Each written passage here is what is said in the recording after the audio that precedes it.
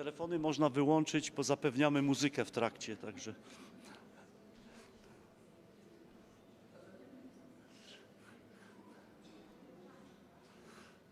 Jeszcze sekundkę. O, już jesteśmy chyba.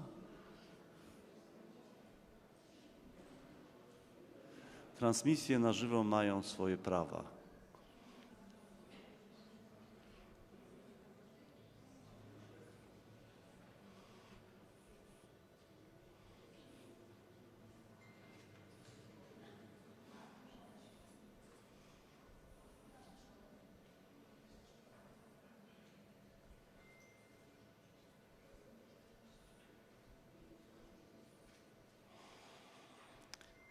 Szanowni Państwo, bardzo serdecznie Was witam w tym budynku, o którym za chwilę powiem dwa słowa. Pozwólcie, że gości specjalnych przywitamy nieco później, tak nietypowo, ale witam Was w tym miejscu, w którym kiedyś stała synagoga. Ten budynek, który teraz mamy, został oddany do użytku jako archiwum państwowe w 1955 roku. To wydarzenie, to zgromadzenie jest w ramach Cymesu w Kielcach, czyli Śladami Kultury Żydowskiej. Tak jak wiecie, od 2018 roku próbujemy to organizować. Przez pierwsze 2 lata było to publiczne, na rynku, chociaż tu też mieliśmy zawsze szabat, ale ze względu na ograniczenia pandemiczne przez te 2 ostatnie lata robimy to bardziej online, więc to jest właśnie w ramach tego wydarzenia wieczór poświęcony pamięci Żydów kieleckich, ale też wieczór szabatowy, więc druga część będzie niezwykle radosna. Jesteśmy, tak jak wspomniałem, w miejscu, gdzie stała kiedyś ta synagoga, którą widzimy na tym zdjęciu tutaj. To jest zdjęcie z 1900 bodajże 9 albo 10 roku, dokładnie nie pamiętam. Więc zupełnie to inaczej wyglądało niż to, co widzimy obecnie. I tak sobie myślę, kiedy patrzyłem na to zdjęcie, tak sobie myślę, jakbyśmy to są takie moje marzenia, przenieśli się w czasie i podeszli do tego ogrodzenia, zajrzeli może przez to okno, bo tutaj, tak jak widzicie, świeci się światło. Pewnie tam siedzi rabin i studiuje Torę albo przygotowuje się do tego, co będzie nauczał. Tutaj jest jego dom, w którym mieszka, więc niezwykły klimat tamtej epoki i tamtego czasu. I dzisiaj trochę chcemy wrócić do tego i wspomnieć nieco o historii Żydów kieleckich, ale ta historia jest częścią historii polskich Żydów, którzy tutaj mieszkali. Było ich 3,5 miliona przed wojną i stanowili integralną część tego społeczeństwa. Wielu ludzi dzisiaj tęskni za tymi, których już tutaj pośród nas nie ma. 3 miliony z nich zginęło w Holokauście. Ale dzisiaj chcemy o nich pamiętać, dlatego że bez nich nie zrozumiemy ani historii tego miasta, ani historii tego kraju.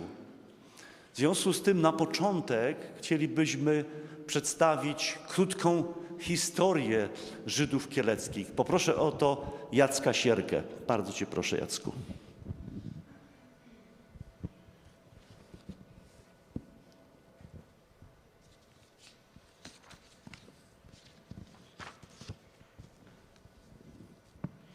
Dziękuję bardzo. Szanowni Państwo, nie jest łatwą rzeczą w 15 minut przedstawić historię Żydów mieszkających w Kielcach, chociaż jest to niestety niezbyt długa historia, dlatego wybaczcie mi, ale będę mówił dosyć szybko, żeby cokolwiek powiedzieć. Tutaj będą takie prezentacje, które można sobie w międzyczasie oglądać. Ja zatytułowałem tę prezentację De non tolerandis ze znakiem zapytania i za chwilę to wytłumaczę, dlaczego tak jest. Otóż w wielu opracowaniach historii Kielc, szczególnie na stronach internetowych, jest podana informacja, że w Kielcach nie zamieszkiwała ludność żydowska, ponieważ miasto posiadało privilegium de non tolerandis judeis, czyli przywilej nietolerowania Żydów. Żydzi mogli mieszkać w takim mieście, nie mogli mieszkać w takim mieście, mogli przebywać jedynie w wyznaczone dni. Z reguły były to dni targowe. No i to był właśnie problem, czy Kielce taki przywilej posiadały, czy nie. I otóż w XIX wieku, w 1933 roku, specjalna komisja Królestwa Polskiego szczegółowo zbadała ten temat i cóż się okazało? Okazało się, że miasto nigdy takiego przywileju nie posiadało oficjalnie. A więc oficjalnie Kielce nie posiadały tego przywileju nietolerowania Żydów, dlatego ja tutaj zaznaczyłem to ze znakiem zapytania.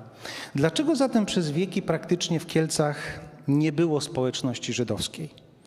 Otóż pomimo tego braku tego formalnego zakazu, osiedlaniu się Żydów w mieście sprzeciwiali się przede wszystkim biskupi krakowscy, czyli właściciele miasta.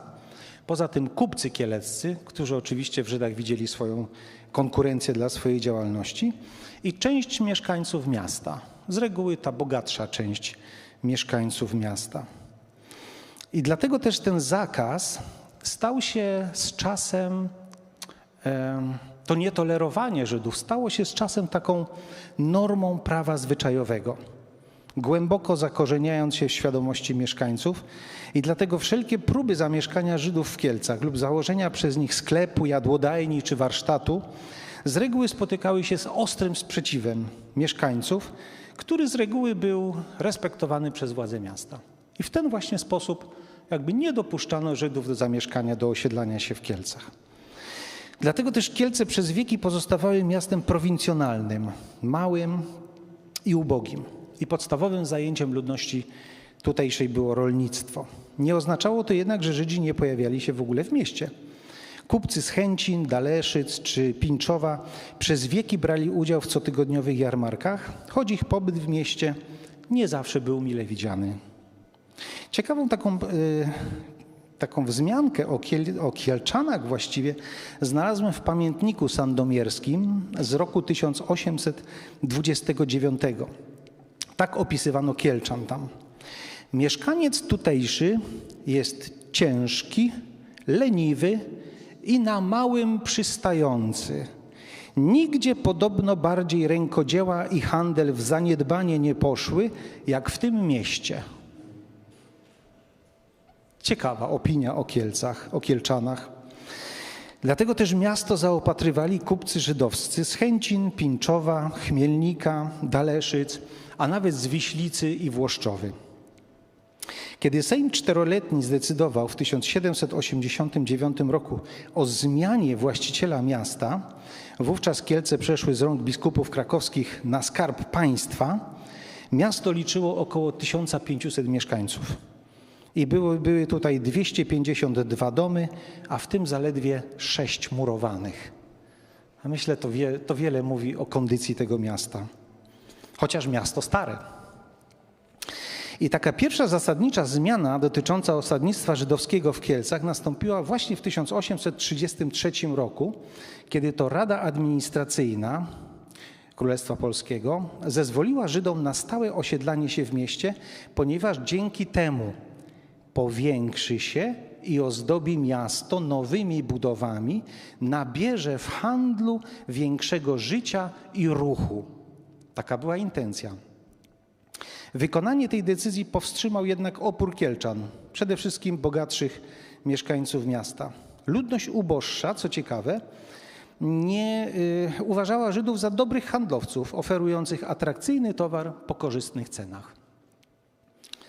W okresie tym kupcy żydowscy radzili sobie w taki sposób, że zamieszkiwali bądź organizowali składy swoich towarów w pomieszczeniach wynajmowanych na przedmieściach Kielc, głównie na Pakoszu.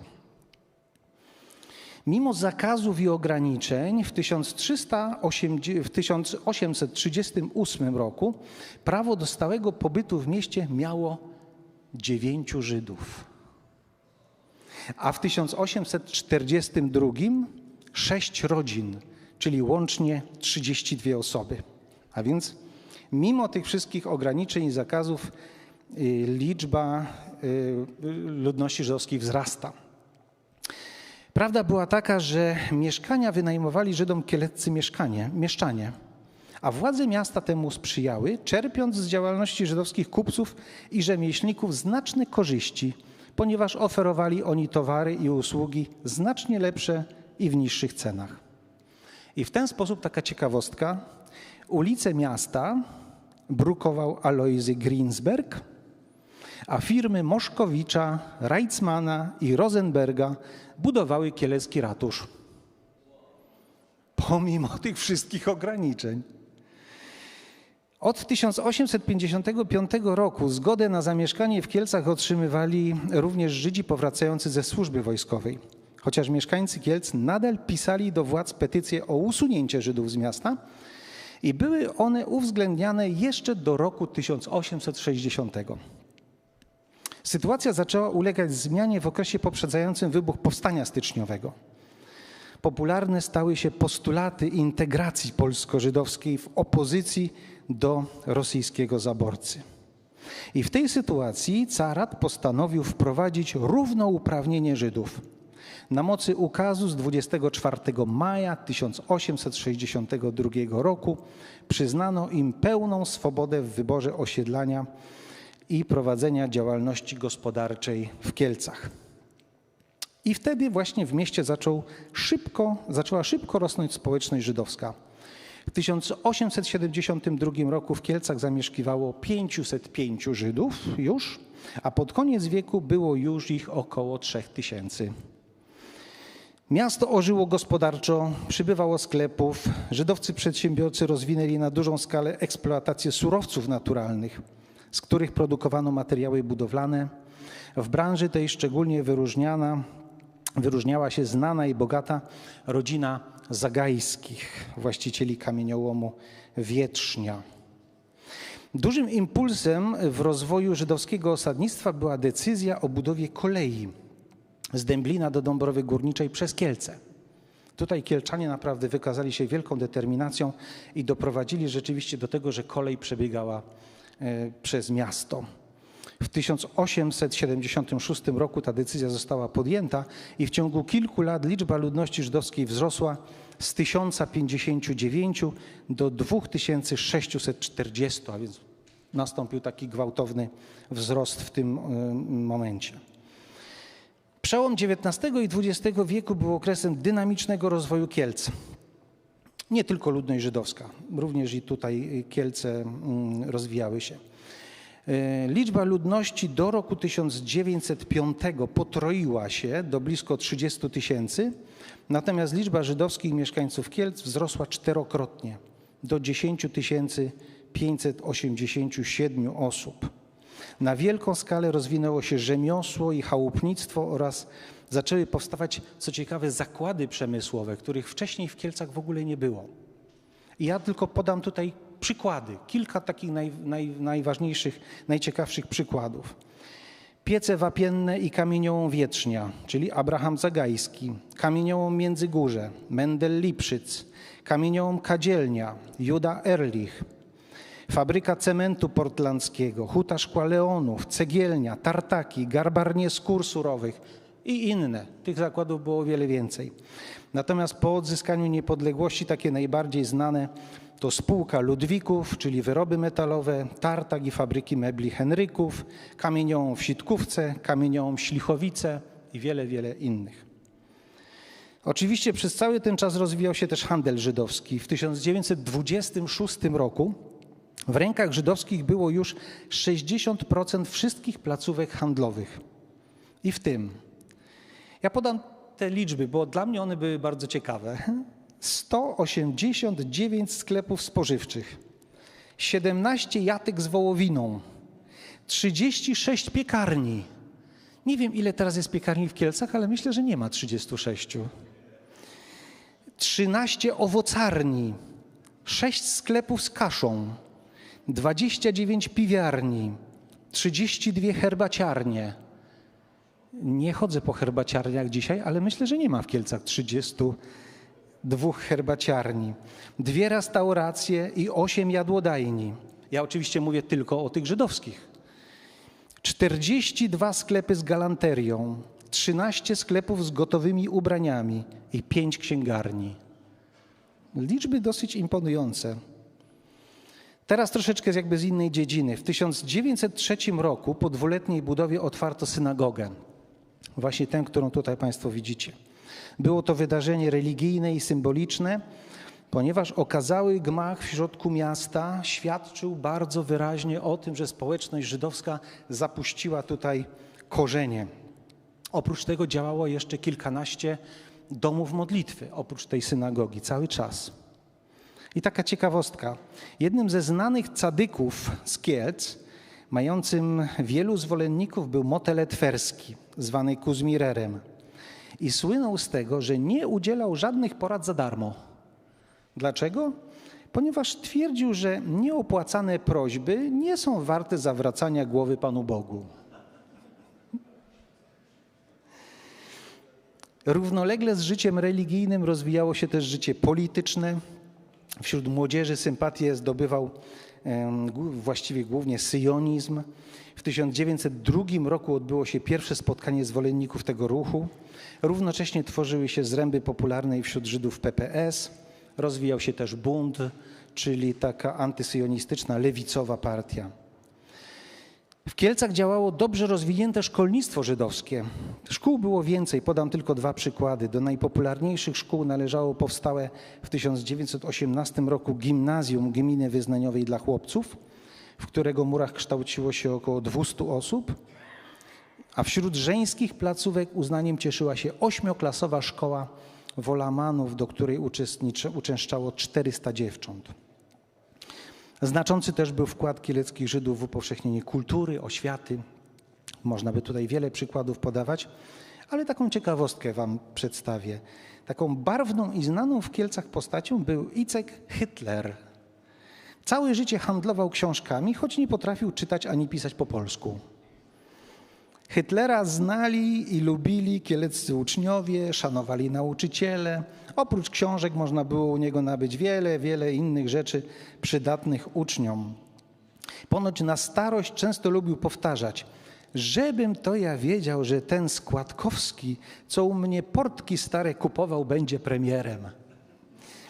Żebym to ja wiedział, że ten Stefek Zieromski będzie Zieromski. W Kielcach różnie się układały stosunki między Polakami i Żydami. Generalnie dominowała postawa wzajemnej obojętności i dystansu. Prawdziwym dramatem zakończyło się wydarzenie, do którego doszło 11 listopada 1918 roku. Wtedy w Teatrze Miejskim odbywał się wiec poświęcony wyborom do Krajowego Samorządu Żydowskiego. Odmówiono modlitwę za odradzające się państwo. Następnie przemowę rozpoczął mecenas Freisinger, który nie znał jidysz. Z sali padły okrzyki: nie chcemy po polsku. I w ten sposób zrodziła się pogłoska, że Żydzi nie chcą Polski, tej nowej, odrodzonej Polski. Doszło do rozruchów, zginęło 4 Żydów, wielu pobito, zdemolowano część żydowskich sklepów. Jednak znaczna część dwudziestolecia międzywojennego to jednak jest okres względnej poprawności i spokoju w relacjach polsko-żydowskich. Sporadycznie występujące w latach 30. incydenty antyżydowskie były zwalczane przez władze. W 1939 roku mieszkało w Kielcach blisko 19 000 Żydów na ogólną liczbę 68 000 mieszkańców. II wojna światowa tragicznie zmieniła te proporcje. Niemcy wkroczyli do miasta już 5 września i natychmiast rozpoczęli terror wobec Żydów. Jeszcze jesienią tego roku rozpoczęli wysiedlenia i przejmowanie majątków. Wiosną 1941 roku utworzone zostało getto, w którym na niewielkim obszarze stłoczono blisko 27 000 osób, ponieważ do Kielc trafili również Żydzi z okolicznych miasteczek i przywieziono również grupę Żydów, około 1000 osób z Wiednia. Tutaj macie Państwo mapę getta kieleckiego, które składało się z 2 części. To jest ta część duża i obok tak zwane małe getto. To getto było ograniczone tymi ulicami, które tam widać na tym planie. Tragiczny obraz życia żydowskich mieszkańców Kielc tamtego okresu zawarła w swoich listach kilkunastoletnia dziewczyna Hanka Goldscheid. W 2007 roku Stowarzyszenie imienia Jana Karskiego wydało zbiór Cudem ocalałych dokumentów. Bardzo ciekawy jest to dokument, polecam wszystkim. W drugiej połowie sierpnia 1942 roku Niemcy zlikwidowali getto. Część mieszkańców zamordowali na miejscu, resztę wywieźli do Treblinki.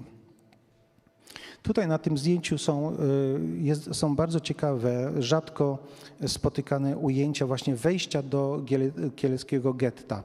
Jedno to drugie zdjęcie jest szczególnie ciekawe od ulicy Warszawskiej, ponieważ tam widać kielecką synagogę w tle. Widzicie Państwo? Ona już jest wtedy otynkowana, już wygląda nieco inaczej, ale nadal jest to naprawdę piękny budynek, który widać w tle.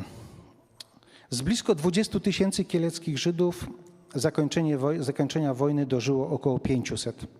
W 1945 roku powrócili do Kielc. Niektórzy chcieli wyjechać z Polski, inni planowali pozostać. Spora grupa ocalałych z zagłady zamieszkała w kamienicy przy ulicy Planty 7. I tutaj właśnie 4 lipca 1946 roku rozegrał się ostatni akt dramatu żydowskich mieszkańców Kielc.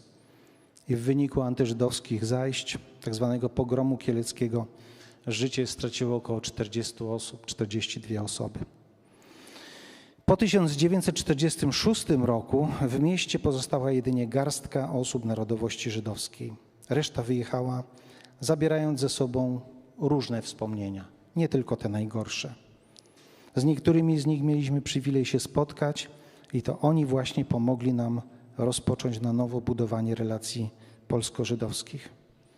I chcemy w ten sposób szczególnie podziękować rodzinie Hartman, synowi Ziuty Hartman, rodzinie Roffman, córce Miriam Guterman, ocalałej z pogromu kieleckiego, Jakowowi Kotlickiemu oraz wielu, wielu innym naszym przyjaciołom. Niektórych z nich zobaczycie Państwo tutaj w relacji bezpośredniej.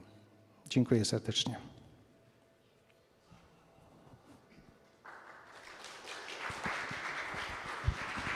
Tak, słuszne brawa. Jacku, dziękuję Ci za naprawdę profesjonalną historię. Można by było długo tego słuchać. Tak sobie myślę, musimy to upublicznić, bo to jest w takiej pigułce. Mam mnóstwo refleksji po tym, co Jacek powiedział, ale myślę, że nie jest to pora na to. Ale tylko może jedno zdanie. To byli Kielczanie. To nie byli obcy. To byli ludzie, którzy budowali pomyślność tego miasta na skalę, której ja ciągle nie jestem świadomy, ale tego typu przekaz uświadamia nam, jakim błogosławieństwem byli żydowscy mieszkańcy tego miasta i wielu, wielu innych miast, właściwie wszystkich miast w Polsce, gdzie byli. Pomimo tego, że czasami nie było im łatwo. Czy dzieci są powiadomione, co mają robić? Bardzo proszę, żeby je tutaj przyprowadzić do przodu. Moi drodzy, teraz będzie taki szczególny moment. Jacek wspomniał o pogromie, który miał miejsce 4 lipca 1946 roku, po wojnie, 14 miesięcy po wojnie. Było to szokiem dla Żydów nie tylko w Kielcach, a też w całej Polsce. Był to też taki impuls, żeby opuścić ten kraj, bo nas tutaj nie chcą. I chcielibyśmy upamiętnić w taki szczególny sposób 42 zamordowanych w pogromie kieleckim. I przygotowaliśmy tutaj taki rodzaj, to są schody, myślę, że schody w górę wiele mówią. I tutaj będziemy szli z lampionami. Niektórzy z Was otrzymali lampiony, świece właściwie.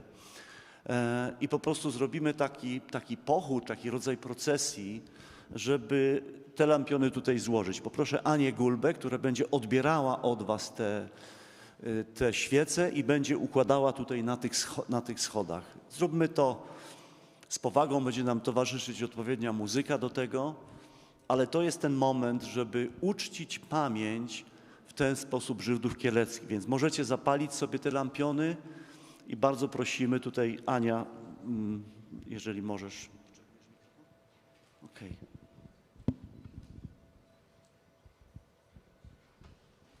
Poczekajmy, aż zacznie muzyka grać i wtedy będziemy was prosić, żebyście tutaj podchodzili.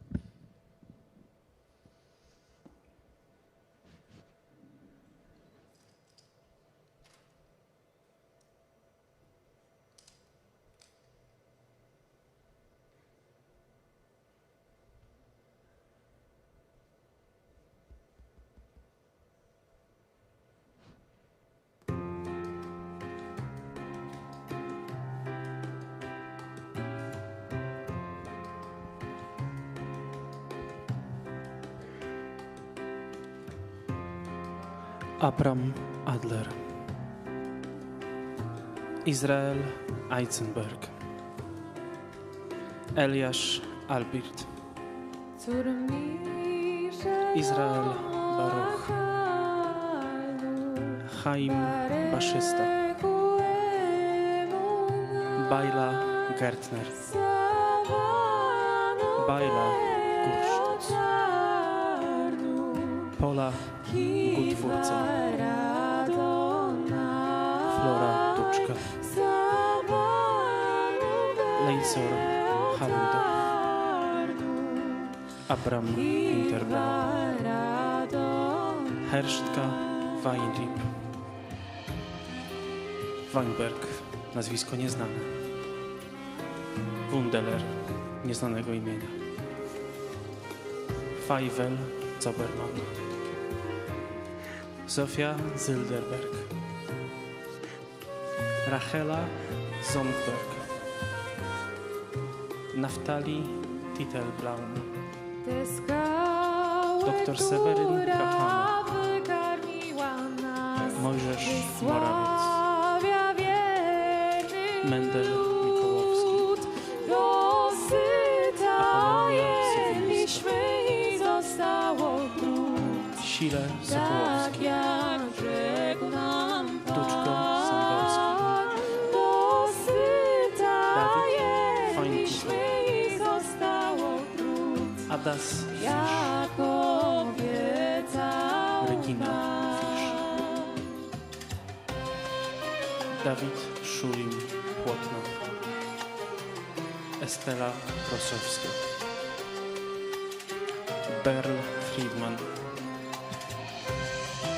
Itzhak Preis,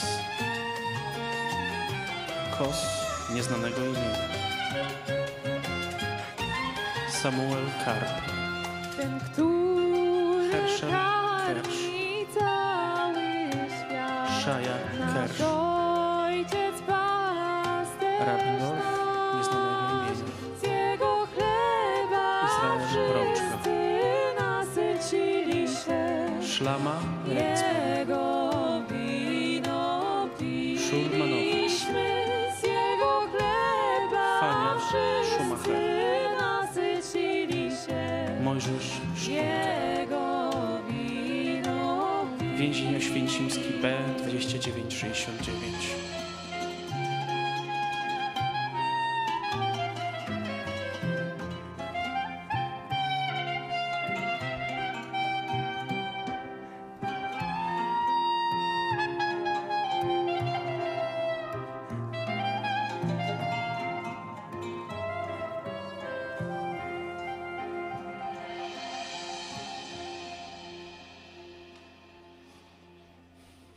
Dziękuję bardzo. Szanowni Państwo, drodzy przyjaciele, chcielibyśmy teraz króciutko wspomnieć dwie osoby. Jedną z nich jest Samuel Karp, który zginął w pogromie kieleckim, a drugą osobą jest Miriam Guterman, ocalała z pogromu kieleckiego. Miriam Guterman przez wiele lat była naszym przyjacielem, właściwie naszą rodziną. Poznaliśmy się w niezwykłych okolicznościach i pokochaliśmy się tak bardzo, że wszystkie nasze wizyty w Izraelu zawsze kończyły się albo zaczynały od wizyty u niej w domu. Do dzisiaj utrzymujemy bardzo bliskie relacje z jej córką, mężem i wnukami i czujemy się naprawdę jak rodzina. To jest coś, co właściwie Haszem Bóg pozwolił nam odbudować to, co przez lata było stracone, czyli bliskość. Bardzo proszę, Łukasz Majewski przedstawi historię Samuela Karpia. Samuel Karp urodził się w 1917 roku w Kielcach w ortodoksyjnej rodzinie żydowskiej. Jego ojciec Leon prowadził catering na wesela i inne uroczystości żydowskie.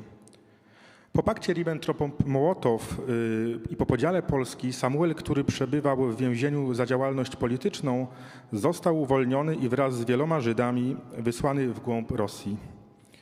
Żydzi wiedzieli, że jeśli Kielce wpadną w ręce Niemców, to oni zostaną wysłani na śmierć. W Rosji Samuel poznał i poślubił Guitlę, która także była polskim uchodźcą w ZSRR. Leon, ich syn, urodził się zaraz po zakończeniu wojny. Związek Radziecki zezwolił obywatelom polskim na powrót do ojczyzny, dlatego Samuel z rodziną wyjechali do Wrocławia, gdzie dołączyli do siostry Guitli. Samuel jednak chciał zobaczyć, co się stało z jego własną rodziną i postanowił pojechać do Kielc.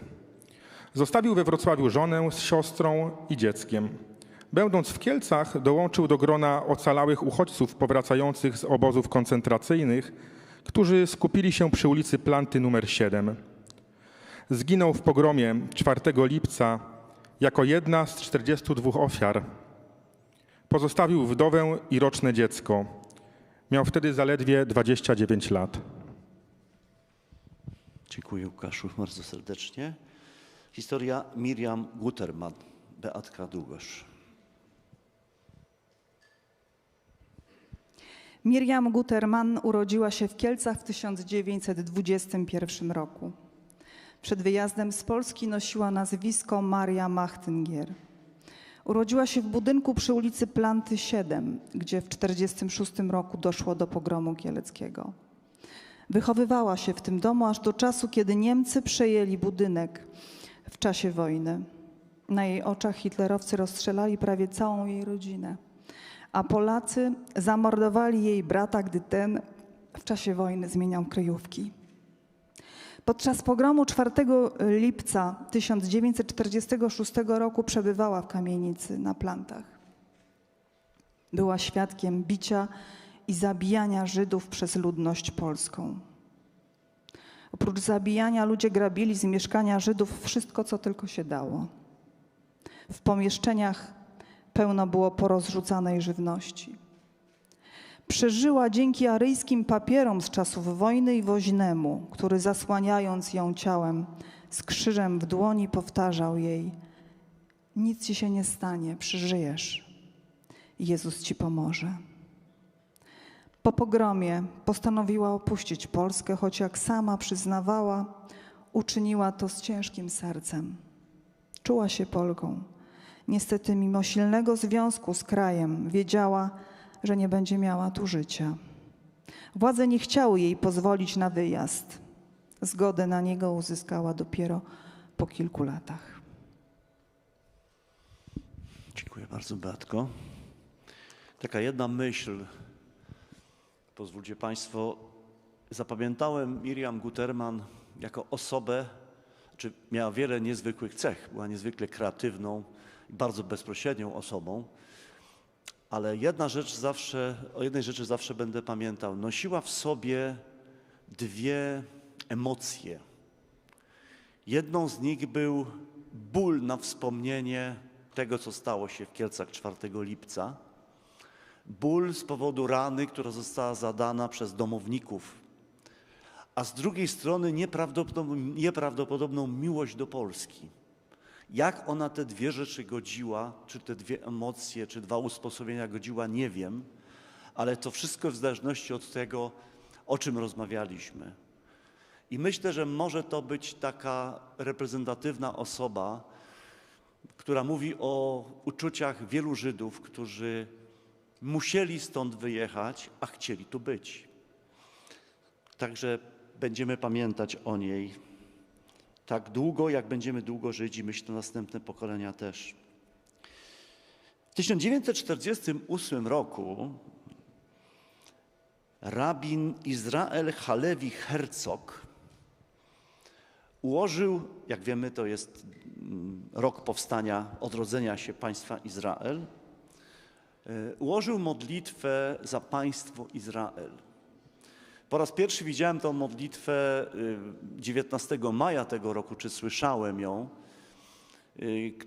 w czasie wiecu poparcia dla Izraela ze względu na Hamas. Mieliśmy we Wrocławiu i w Warszawie takie wiece poparcia dla Izraela. Profesor Jerzy Kichler z Wrocławia po prostu tą modlitwę odmówił i on jest tym jedynym człowiekiem, który tą modlitwę przetłumaczył. Ona jest piękna. Dlatego chcielibyśmy w tym, chociaż to nie jest budynek synagogi, tutaj oryginalne są tylko fundamenty, ale to jest to miejsce, gdzie stała synagoga, więc chcielibyśmy taką modlitwę za państwo Izrael dzisiaj odmówić. Bardzo proszę ponownie Jacka Sierkę.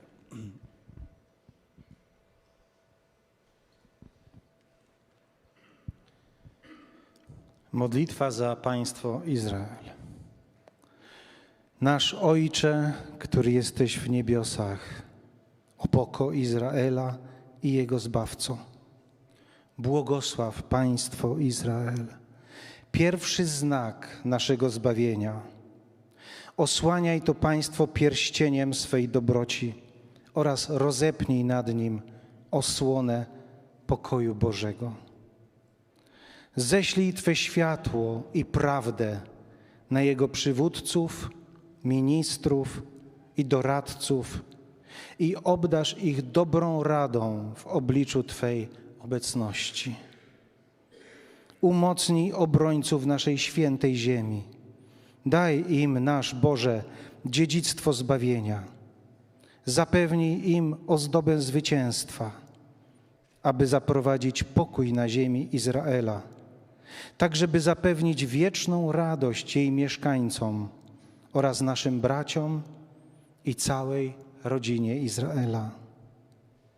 Boże, przywołaj nas ze wszystkich krajów, gdzie zostaliśmy rozproszeni, by poprowadzić rychło z dumą do Syjonu, Twego miasta i Jerozolimy, miejsca, gdzie spoczywa Twe święte imię, tak jak zapisano w Torze nadanej przez Twego sługę Mojżesza.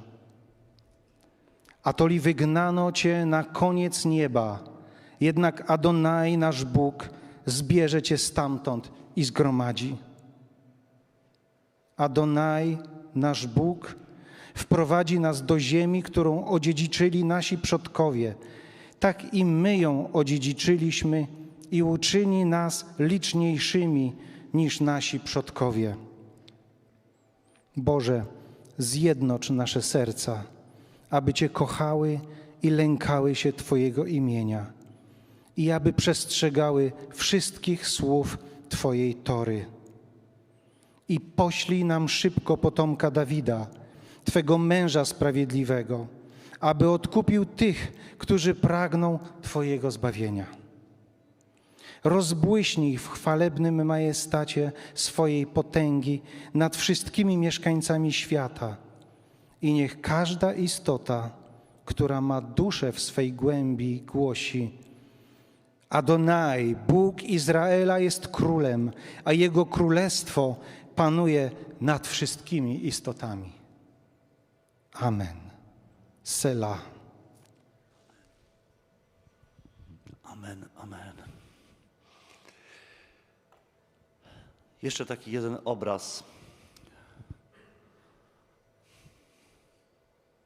Ja wiem, że to jest poważna chwila, ale Bóg Izraela ma dobry plan dla Izraela, dla nas wszystkich. Skąd to wiemy? Wiemy to z Tory, wiemy to z Biblii, z Pisma Świętego, jak my to nazywamy, ale wiemy też z historii Izraela.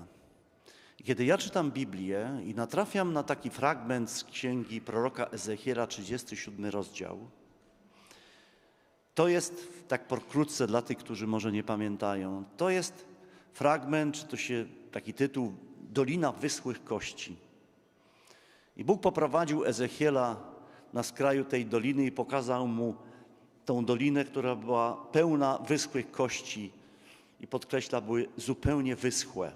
I zadaje pytanie Bóg prorokowi, czy te kości mogą ożyć. Bardzo inteligentnie Ezechiel odpowiada, Panie Boże Wszechmogący, Ty wiesz. Czekajcie chwilę, bo mi uciekł tekst. To jest tak, jak się chce korzystać z mediów.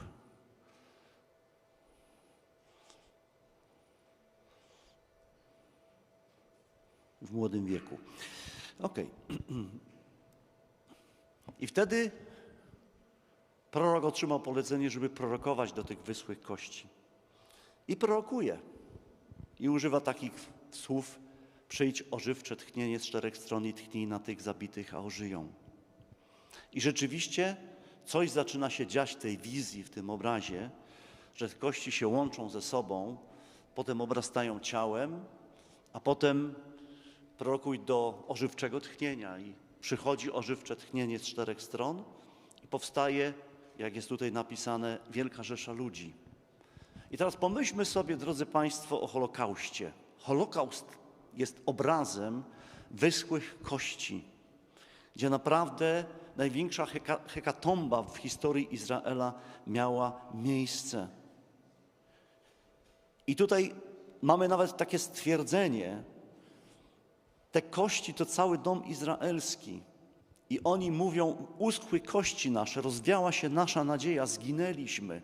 Ile Żydów miało tego typu traumy po Holokauście? Myślę, że bardzo wielu.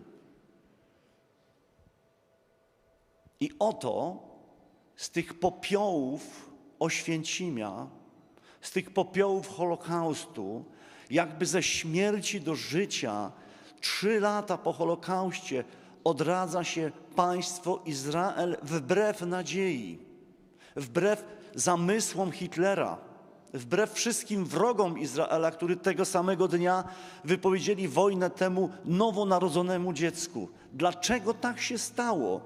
Dlatego, że Bóg postanowił, dlatego, że Bóg to przewidział. Ezechiel to prorokował. Drodzy Państwo, ja jestem też pastorem, jestem wierzącą osobą. I czytam Biblię i kiedy to czytam, widzę Izrael w tym fragmencie, nie tylko w tym, ale szczególnie kiedy wspominamy historię Żydów polskich. Największą diasporę, największe zgromadzenie Żydów było tutaj. I z tych 3,5 miliona społeczności 3 miliony zginęło w czasie Holokaustu. Izrael jest największym cudem, jednym z największych cudów XX wieku. Nie możemy przejść wobec tego obojętnie. I kiedy dzisiaj na świecie podnosi się na nowo antysemityzm, a wydawałoby się, że to już po Holokauście każdy zrozumiał, do czego to prowadzi, myślę sobie, my jako narody tak naprawdę nie występujemy przeciwko Żydom, ale przeciwko Bogu. I w tej synagodze możemy to powiedzieć. W tym miejscu, gdzie modlili się Żydzi, możemy to powiedzieć. Naprawdę jest to szczególny wieczór. I marzę o tym, żebyśmy jako chrześcijanie zrozumieli, że antysemityzm jest grzechem przeciwko Bogu. Już to sformułował Jan Paweł II. Izrael jest cudem. Jego istnienie jest cudem. Izrael jest błogosławieństwem. Słyszeliśmy historię Kielc. Izrael jest błogosławieństwem dla wszystkich narodów ziemi. Teraz bardzo jest. Mimo że narody go niezbyt lubią. Izrael był błogosławieństwem dla tego miasta i dla wielu miast w Polsce. I historia, którą Jacek przedstawił, ewidentnie o tym mówi. I to jest jego powołanie. Wybaczcie, skrzywienie zawodowe kaznodziei. Jak kaznodzieja nie powie kazania, to dzień stracony. Więc ja powiedziałem, ale myślę, że ja jestem bardzo poruszony, kiedy mamy takie wydarzenia i kiedy wspominamy tych, którzy odeszli, że tak naprawdę ostatnie słowo nie należało do Hitlera, nie należało do Stalina, nie należało do tych, którzy chcieli zabić Żydów, tylko do Boga Izraela. I to naprawdę wzbudza we mnie bojaźń. Moi drodzy, to koniec kazania. Bardzo proszę, Dorotko, czy ty chcesz coś powiedzieć? Bardzo cię proszę, bo prowadzący trochę zgubił trop, ale jak ty jesteś, to tutaj wyjaśnisz nam, dokąd my zmierzamy. Tak, Izrael jest cudem. To, że powstał, to, że Bóg tchnął życie na nowo w swój naród ze śmierci do życia, jest cudem. I Żydzi powrócili do swojej ziemi, do swojego ukochanego miasta, za którym tęsknili przez 2000 lat, do Jerozolimy. I teraz chcemy zatańczyć taki hymn Jerozolimy, Złota Jerozolima. Tęsknili, płakali do niej przez 2000 lat. My też tęsknimy. Też tęsknimy, żeby tam powrócić, prawda? Tęsknimy. I wierzymy, że Bóg otworzy drogę. Niech to będzie wyrażenie też takiej naszej tęsknoty, żeby wrócić też do naszej stolicy chrześcijan.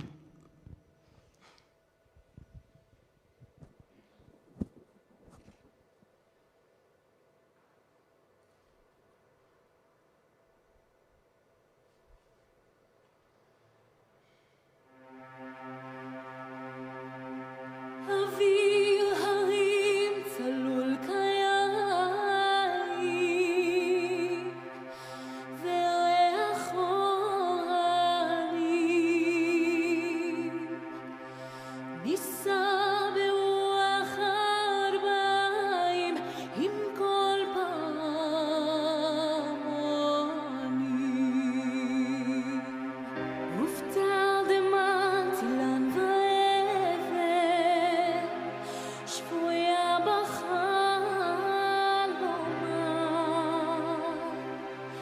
העיר אשר בדד יושבת ובלימה חומה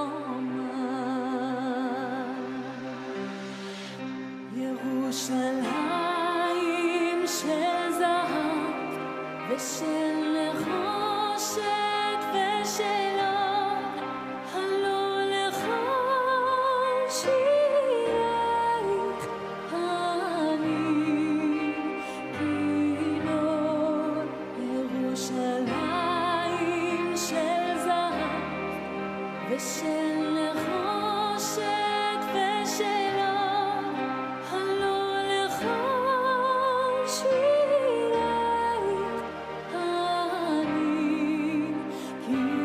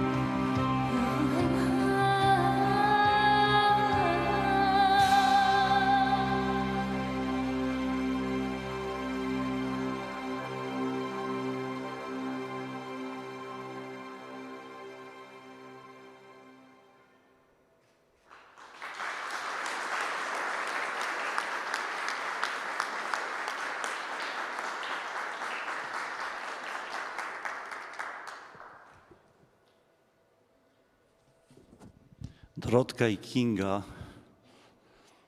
nasze dobre przyjaciółki z Cieszyna, z zespołu tańca klezmerskiego. Dziękujemy wam bardzo. To było bardzo poruszające, bardzo głębokie. Moi drodzy, zmierzamy powoli ku tej części, która opowiada o życiu. Dlatego, że nie ma takiej sytuacji, nie ma takiego wydarzenia tragicznego, którego nie można byłoby odwrócić. I zawsze otrzymujemy drugą szansę, żeby zachować się inaczej, niż zachowaliśmy się wtedy, kiedy trzeba było zachować się przyzwoicie.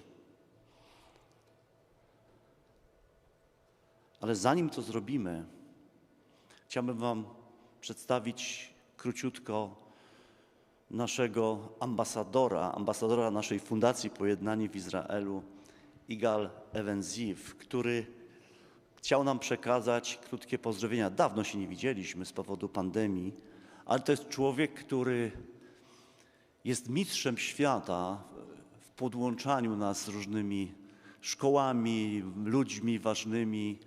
Po prostu jest wszędzie i pracuje za 10. Bardzo mu za to dziękujemy i teraz krótkie pozdrowienia od niego.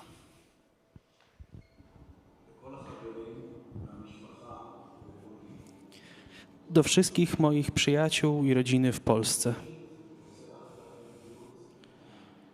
Po pierwsze, życzę wam wszystkim dużo zdrowia.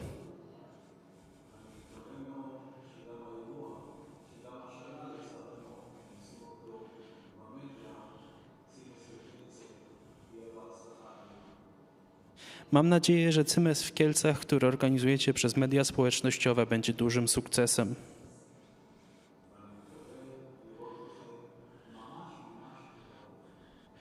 I mam nadzieję, że zobaczę się z wami wkrótce. Igal was kocha. Martin, jak zwykle w formie.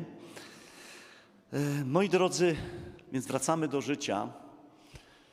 Mieliśmy taki przywilej jako społeczność, żeby spotkać ocalałych z Holokaustu, z nimi się zaprzyjaźnić w niezwykły sposób. Ale my mamy też przez lata, z wyjątkiem tej przerwy pandemicznej, żeby spotykać się z młodzieżą, która przyjeżdża do Izraela i przemawiać do ich serc. Przez te od 2007 roku według naszych szacunków około 20 000 młodych ludzi mogło się spotkać z mieszkańcami tego miasta, którzy biorą odpowiedzialność za trudną historię, mówią to, co trzeba i mówią, że chcą stać z Izraelem, że potrzebujemy odbudować nasze relacje, mosty pojednania i przyjaźni. Za chwilę usłyszymy dwie osoby, które są przewodnikami tych wycieczek. Tutaj mamy zdjęcia, za chwilę pewnie zobaczycie państwo zdjęcia z niektórych spotkań z młodzieżą. One są niezwykle emocjonalne, dlatego że przeważnie oni się tu znajdują, kiedy ta wycieczka 7-dniowa po Polsce się kończy i słyszą tą historię pogromu, a mają z tyłu głowy i Auschwitz, i Treblinkę, i wszystkie te miejsca zagłady. I mogą się spotkać z nami, którzy tak naprawdę wyrażamy naszą miłość do nich. I bierzemy odpowiedzialność za to, co zepsuliśmy, też my jako Polacy w historii. I to jest coś, co nas niezwykle w sercu podłącza. I przewodnicy, którzy przyjeżdżają z nimi, dyrektorzy szkół, wiecie, mówią, czasami oni bardziej zapamiętali to, że spotkali mieszkańców tej ziemi, którzy byli przyjaźnie do nich nastawieni, niż całą tą traumatyczną historię zagłady. I tak naprawdę, pamiętając o przeszłości, jest dobrze budować przyszłość, jest dobrze skupić się na życiu. I chcieliśmy posłuchać dwóch przewodniczek, która przyjeżdża z młodzieżą. Spróbowaliśmy zrobić z nimi wywiady. Wybaczcie, że nie jest to profesjonalnie jeszcze, ale to są nasze pierwsze w życiu wywiady na Zoomie. I chcieliśmy posłuchać dwóch osób z drugiego pokolenia. Jedną z ich osób będzie Nawid Barenholz-Adar, która jej ojciec, Benjamin Barenholz, wprawdzie nie pochodzi z Kielc, ale w dniu, kiedy był pogrom, znalazł się w Kielcach jako 11-letni chłopiec I przeżył w cudowny sposób, przeżył pogrom, przyjaźnimy się z nim do tej pory. Potrzebuje teraz naszych modlitw, bo trochę jest chory, ale za chwileczkę. Ale chcę wam powiedzieć, że ta historia też była niezwykła. Mówi, jedyne co zapamiętałem, to jak ludzie biegali po moich plecach, bo udawał martwego i dzięki temu przeżył. Drugą osobą będzie Weret, której tutaj babcia też była w Kielcach i w jakiś sposób otarła się o pogrom. I oczywiście dwie osoby z przewodniczej. Nie wiem, jak to będzie po kolei, ale widzę, że pierwsza jest Weret, tak? Okej, więc posłuchajmy tych wywiadów. Dziękuję, Andrzej, za przygotowanie tej prezentacji. Przedstawiam Państwu naszego gościa, Weret Kestenbaum. Shabbat Shalom, Weret. Shabbat Shalom. Jesteś aktywnym członkiem kieleckiego ziomkostwa Izraelu. Powiedz tam coś na ten temat. So the Kelce organization in Israel was established after the war, after Israel was established, for people from Kelce to find each other and to meet with one another. To zostało ustanowione po wojnie przez Żydów z Kielc, po to, żeby ludzie z Kielc mogli się spotkać i na nowo ze sobą tutaj na miejscu w Izraelu. Spotykamy się 2 razy do roku, raz w dniu pamięci o Holokauście w Izraelu na cmentarzu i drugi raz robimy zjazd członków członkostwa w dniu rocznicy likwidacji getta w Kielcach. I w tym roku zaczynamy nową rzecz. Potomkowie w 3. lub 4. stopniu po Holokauście będą na naszym zjeździe dorocznym w rocznicy likwidacji getta opowiadać historię swojej rodziny, po to, żebyśmy mogli zaangażować i włączyć w to, co robiliśmy jako organizacja do tej pory. I staramy się po prostu utrzymać połączenie między ludźmi w Izraelu, którzy przybyli z Kielc, a tymi Kielcami, z którymi oni pochodzili. Czy ty masz jakieś połączenie z Kielcami? And do you yourself have any connection to Kielce at all? To Kielce or to Poland? My grandparents, both of them are from Kelce. Moi dziadkowie obydwoje byli z Kielc, a dziadek z drugiej strony rodziny pochodził z Bełżca. I staram się przyjeżdżać do Polski przynajmniej raz do roku, kiedy na świecie nie panuje żaden wirus. Co ciebie tutaj pociąga do Kielc? Dlaczego przyjeżdżasz? The first few times that I came to Kelce was to see where my family came from, and after that I met some people in Kelce, I started to come because of the people. Pierwszy raz byłam tutaj po to, żeby zobaczyć, kilka razy pierwszy do tej po to, żeby zobaczyć skąd moja rodzina pochodzi, gdzie mieszkali, ale później zaczęłam przyjeżdżać po to, żeby spotkać się z ludźmi, których tutaj w Kielcach spotkałam. Czy planujesz jeszcze przyjechać kiedyś do Kielc? I hope so. I hope so. I'm not sure it will be this year, but I hope to come next year. Mam taką nadzieję. Nie wiem, czy będę w stanie zrobić to w tym roku, ale mam nadzieję, że w przyszłym mi się uda. Bardzo byśmy chcieli Cię zobaczyć znowu. I would very much like to see you here again. Zapraszamy do Kielc. Chciałem wam przedstawić Nawid Barenholz-Adar, która mieszka wraz z mężem w Atlancie w Stanach Zjednoczonych. Mieliśmy przywilej poznać twojego ojca Nawid, który cudem ocalał z pogromu kieleckiego, który miał miejsce, przypomnę, 4 lipca 1946 roku. Tata Nawid mieszka w Izraelu i możemy powiedzieć, że jest naszym przyjacielem bardzo bliskim. I Dawid, odpowiedz mi na takie pytanie. W 2018 roku przyjechałaś po raz pierwszy do Polski. Dlaczego tak późno i dlaczego w ogóle przyjechałaś? Well, yes, in 2018 I came to Poland for the first time. W 2018 roku po raz pierwszy przyjechałam do Polski. And it wasn't because of my father. To było ze względu na mojego tatę Benjamina Barenholza. Został zaproszony, żeby wziąć udział w CMS-ie w Kielcach jako ocalały swojego gromu. Ale niestety nie był w stanie przyjechać, nie był w stanie przyjąć tego zaproszenia.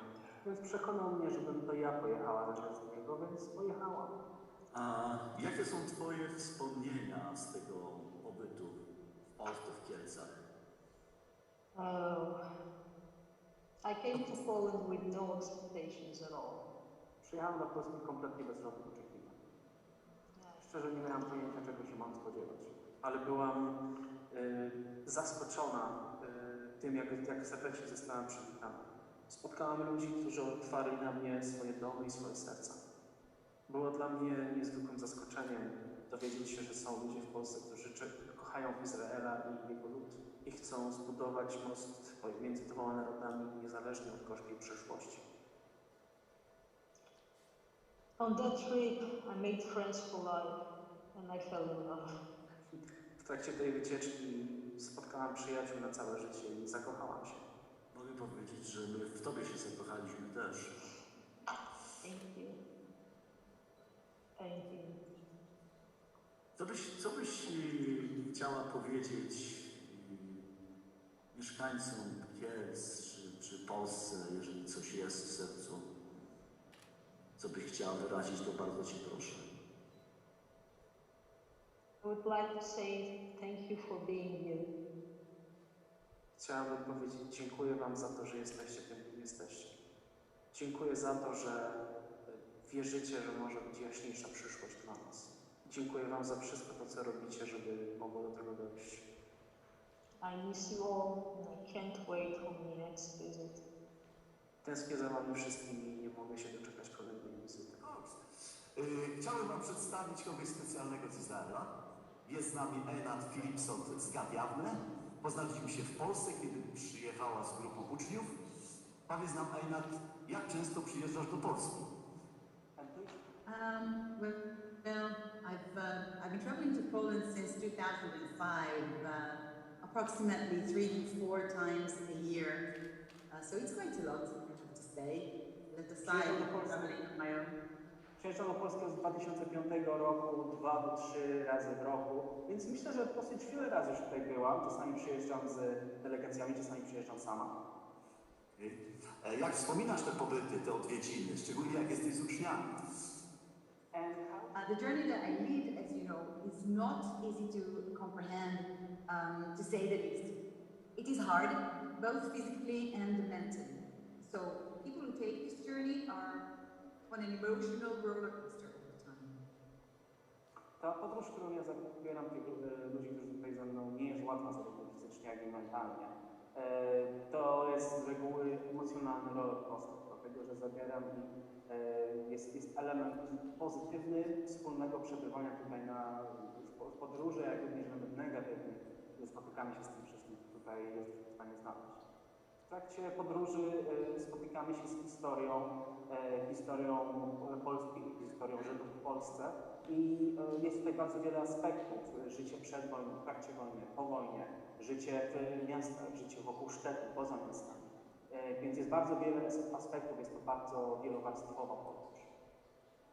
Dużą częścią tej podróży są obozy śmierci, są masowe groby i miejsca pamięci.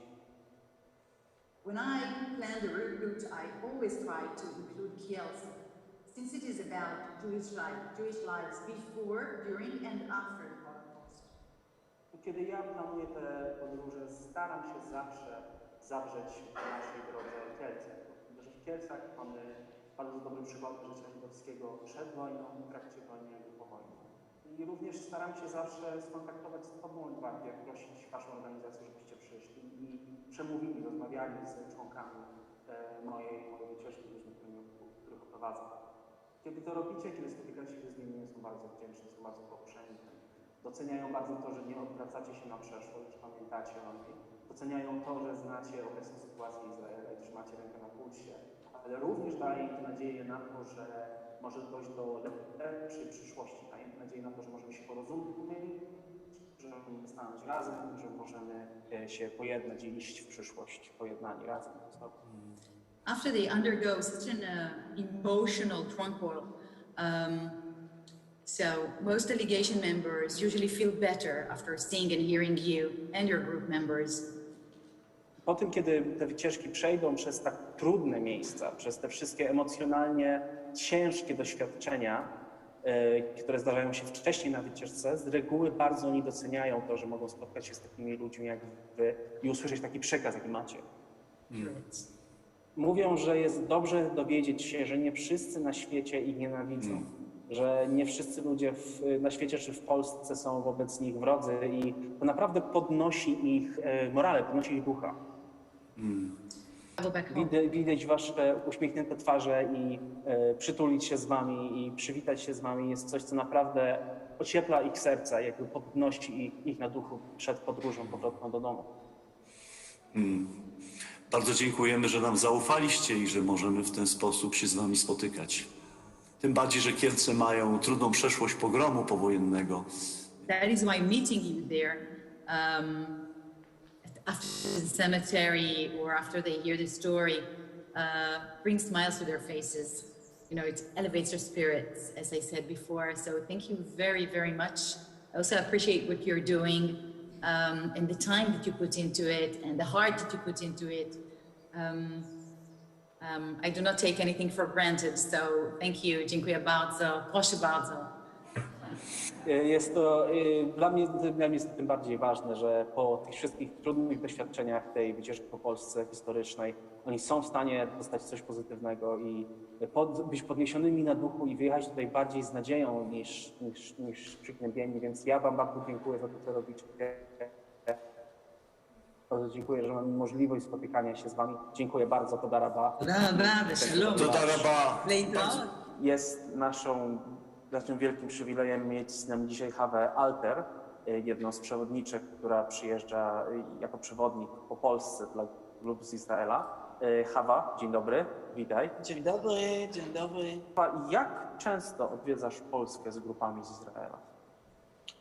Przed koroną zawsze przyjechałam 5 do 8 razy w roku do Polski z grupami, nie tylko z dziećmi, dorosłych też, ale najwięcej to dzieci od szkołach.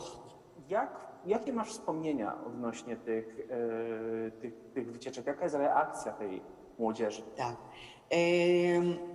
Ja myślę, że dla nas to bardzo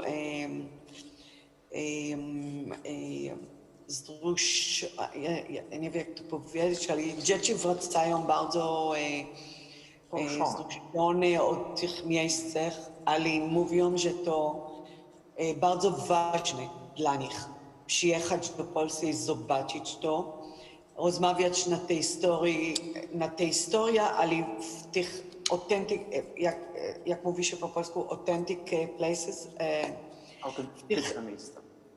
Tak, być w tych miejscach to inaczej i nie tylko słychać w klasie na to. I też ja robię dużo spotkaniach z dziećmi w Polsce.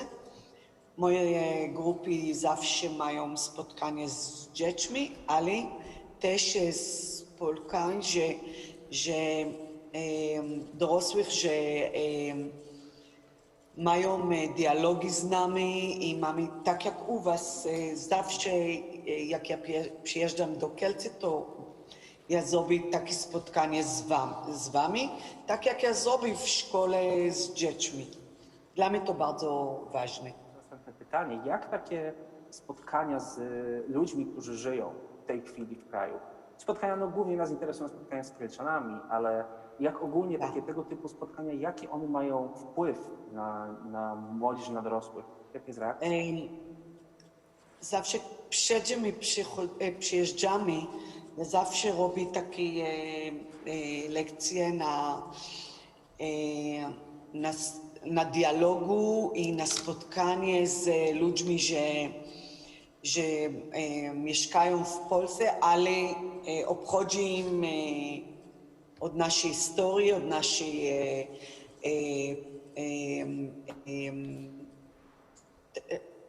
od nas. I też co dzisiaj w Izraelu, wiesz, nie tylko co było, ale też co dzisiaj staje się u nas w kraju. I kiedy my przyjeżdżamy, to dla nich bardzo wzruszone, bo ja mam nadzieję, że dialog jest jedno od najważniejszych moment w takiej delegacji, bo historia nie może jak ja mówię, jak to powiedzieć po polsku, I cannot change the history. Nie mogę zmienić historii. Ja nie mogę zmienić historii, ale ja mogę coś zrobić na lepsze dni, na przyszłość i na lepsze dni. Tak. Dla mnie to bardzo ważne i dzieci, że wychodzą ze mną, wiedzą, że to jest jeden od najważniejszych goals in the, jak to mówi się, co? Jeden z najważniejszych celów tego. Tak, od mojej delegacji, tak. I przez tego zawsze oni będą mieli spotkanie z wami, czy w Lublinie w Teatr NN, czy w cmentarzu z takich nauczycieli, że chodzą z ich uczniów i czyszczują cmentarzu. Zawsze będą mieli jakieś spotkanie takie. Czyli spotkanie z żywym człowiekiem jakby Tak. jest takim kontrbalansem dla tego, co oni tutaj widzą z historii. Tak, dla mnie to bardzo ważne. I mogę Ci powiedzieć z całą szczerością, że dla nas to też jest bardzo ważne. Jest dużym przywilejem móc się spotykać z Wami i absolutnie jest czymś, za czym tęsknimy przez ostatni rok bardzo. My też. I zawsze, kiedy ja mam okazję przyjechać do Was, to ja przyjdę do Was, bo takie spotkanie z Wami jest bardzo ważne dla mnie z dziećmi. Bo oni potrzebują zobaczyć, że są inni ludzie, że obchodzi im o coś, co się dzieje i obchodzi im, co było i obchodzi im, co będzie. Nie tylko co teraz, ale co będzie. I przez tego ja zawsze przyjadę do Was, kiedy ja mam okazję z nimi. To jest nasz przywilej móc Was tutaj przywitać. Dziękuję Ci bardzo, Hawa. Dziękuję. Absolutnie tęsknię za Tobą i mam nadzieję, że zobaczymy się. Dziękuję. Mam nadzieję, że w august zobaczymy się. Tak, w august. Przedstawiam Państwu nasz... Tak, to nie już, dzięki. Słuchajcie, nasi przyjaciele, tylko tyle mogę powiedzieć. Jest taki jeden psalm, poproszę Wiolę Szczepocką. Ona mieszka niedaleko, bo w Krakowie to jest pod Kielcami, opodal. Bardzo Cię proszę, żebyś ten psalm odczytała na okoliczność. Psalm 124, pieśń pielgrzymek Dawidowa. Gdyby Pan nie był z nami, niechże powie Izrael, gdyby Pan nie był z nami, gdy ludzie powstawali przeciwko nam, to byliby nas pożarli żywcem. Gdyby płonęli gniewem przeciwko nam, to byłyby nas zalały wody, potok zatopiłby nas, to przeszłyby nad nami wody wezbrane. Błogosławiony Pan, który nie wydał nas na łup zębom ich.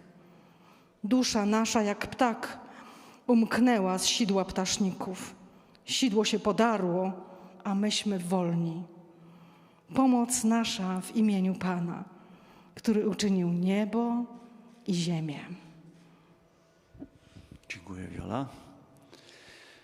Bardzo wielkimi krokami zbliżamy się do momentu, kiedy rozpoczniemy szabat. O 19:30 ten moment nastąpi według porządku, który musi w tym być.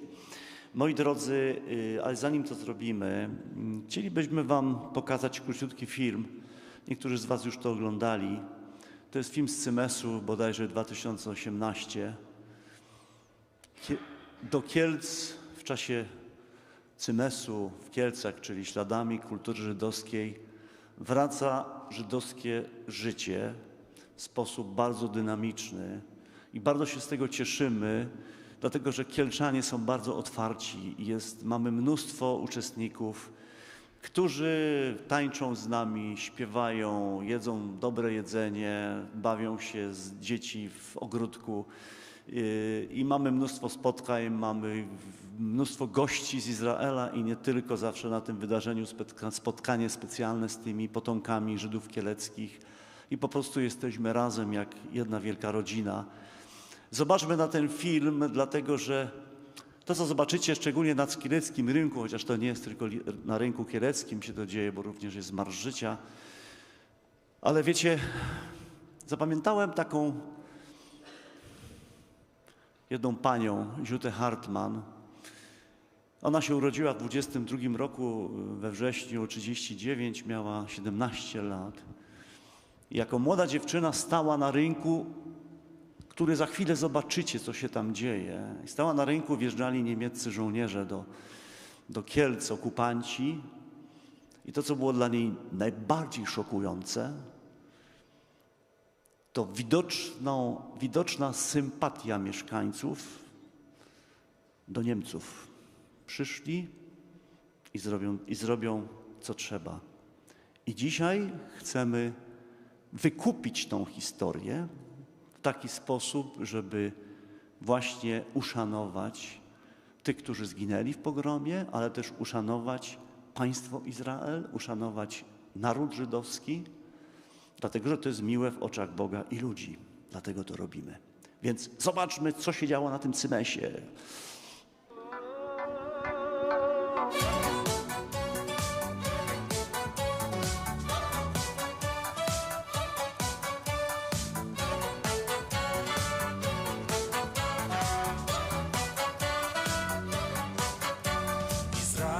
ישראל בטח בשם וזרמו מנינמו ישראל ישראל בטח בשם וזרמו מנינמו ישראל ישראל בטח בשם וזרמו מנינמו ישראל ישראל בטח בשם וזרמו מנינמו אנחנו מאמינים ומאמינים ואין לנו על מי להישען אלא על אבינו אבינו שבשמיים אנחנו מאמינים ומאמינים ואין לנו על מי להישען אלא על אבינו אבינו שבשמיים.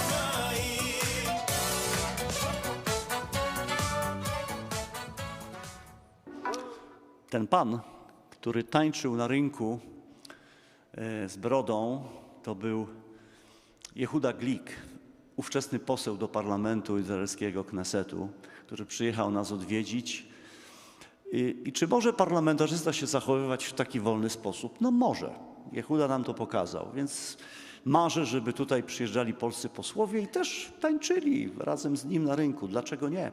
Uczymy się tej radości od Żydów. Moi drodzy, teraz tak dziwnie trochę, ale niech pozostanie to moją tajemnicą dlaczego. Chciałbym bardzo serdecznie powitać pośród nas atasze do spraw dyplomacji publicznej Ambasady Izraela w Polsce, panią Irit Jaknes. Bardzo witamy.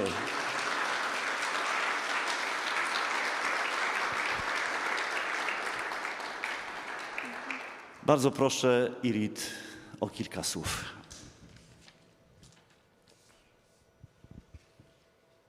Andrzej's support, great.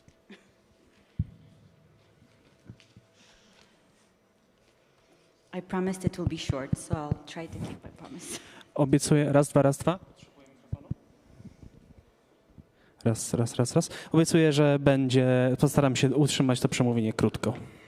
So good evening, distinguished guests and friends. Dobry wieczór, wszyscy szanowni goście i przyjaciele. It is a great honor for me to take part in this very special evening. Jest dla mnie dużym zaszczytem móc wziąć udział w tym szczególnym wieczorze. As you probably know, Shabbat is a big symbol in the Jewish religion. Jak zapewne wiecie, szabat jest bardzo istotnym symbolem w żydowskiej religii. But except for being a religious symbol, it also symbolizes a lot of other things. Ale jest on nie tylko religijnym symbolem, symbolizuje on również wiele innych rzeczy. It symbolizes family, unity, community, brotherhood and peace. Symbolizuje on rodzinę, jedność, społeczność, braterstwo i pokój. During this wonderful evening, I think we can see all of those wonderful values right here and obviously can feel them.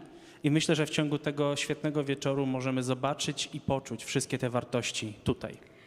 Every Shabbat evening, we read something called Parashat HaShavua, which is the part of the Torah we read that Shabbat. W każdy wieczór szabatowy czytamy coś, co się nazywa Parashat HaShavua.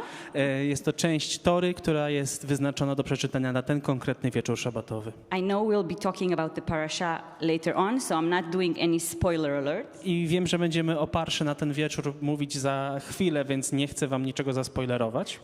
I'll just say that this parasha, Parashat Balak, talks about two important things, curses and blessings. Chcę tylko powiedzieć, że ta parasza na ten wieczór mówi o dwóch bardzo istotnych rzeczach, o błogosławieństwie i o przekleństwie. So maybe, as you probably know, during the history and during even recent times regarding things that are happening in the world, I zapewne wiecie, nie tylko w historii, ale również ostatnimi czasy, w rzeczach, które dzieją się na świecie. The Jewish people and the state of Israel had their fair share of curses. Naród żydowski i ludzie Izraela doświadczyli swojej części przekleństwa. It can be things like we commemorated here today. It can be the rising anti-Semitism around the world that Edward mentioned before, and it can be things like hate speech on social media. Były to rzeczy takie jak na przykład pogrom, który dzisiaj uczciliśmy, albo podnoszenie się antysemityzmu na świecie, albo chociażby nieprzerwany hejt na Izrael na mediach społecznościowych. But like the Israeli anthem, which the name of it is the Tikva, which you probably know, which means hope. Ale hymn Izraela, jak wiecie, jego nazwa to jest Hatikwa. Hatikwa znaczy nadzieja. The Tikva, the hope, is a big part of the Jewish spirit and the Israeli spirit. We never lose hope. I ta tikwa właśnie jest dużą częścią żydowskiego i izraelskiego ducha. Nadzieja jest czymś, czego my nigdy nie tracimy. This is why we have the chance to be very lucky to also receive blessings with the curses. I z tego powodu mamy również duży przywilej przyjmowania wielu błogosławieństw obok tych przekleństw. The blessings are very different. We have the blessing of friendship and the blessing of support. And the most important blessing is to know that we never stand alone because we have amazing and great friends like yourselves. Te błogosławieństwa są wielorakie. Mamy błogosławieństwa przyjaźni, wsparcia, a błogosławieństwo, które jest najważniejsze, jest to, że nigdy nie stoimy sami, dlatego że mamy przy nas cudownych przyjaciół, takich jak wy. There is a very famous saying that says that home is not a place, it's a feeling. Jest takie słynne powiedzenie, że dom to nie jest miejsce, tylko uczucie. Always when I come here, when I meet you personally, I feel at home. Our embassy staff always feels at home, and I know that Jews and Israelis that come and meet you here and all over the world always feel at home. So thank you very much. On my behalf, on the behalf of all the Jewish people in the state of Israel, God bless you. Thank Zawsze, you. kiedy tutaj przyjeżdżam, czuję się jak w domu. Ludzie, którzy pracują w ambasadzie, czują się z wami jak w domu i wiem i wierzę, że Żydzi, którzy przyjeżdżają do Kielce, spotykają się z wami, również czują się tutaj jak w domu. Więc w imieniu ambasady swoim i narodu izraelskiego dziękuję wam bardzo i życzę wam miłego wieczoru. Shabbat shalom. Shabbat shalom.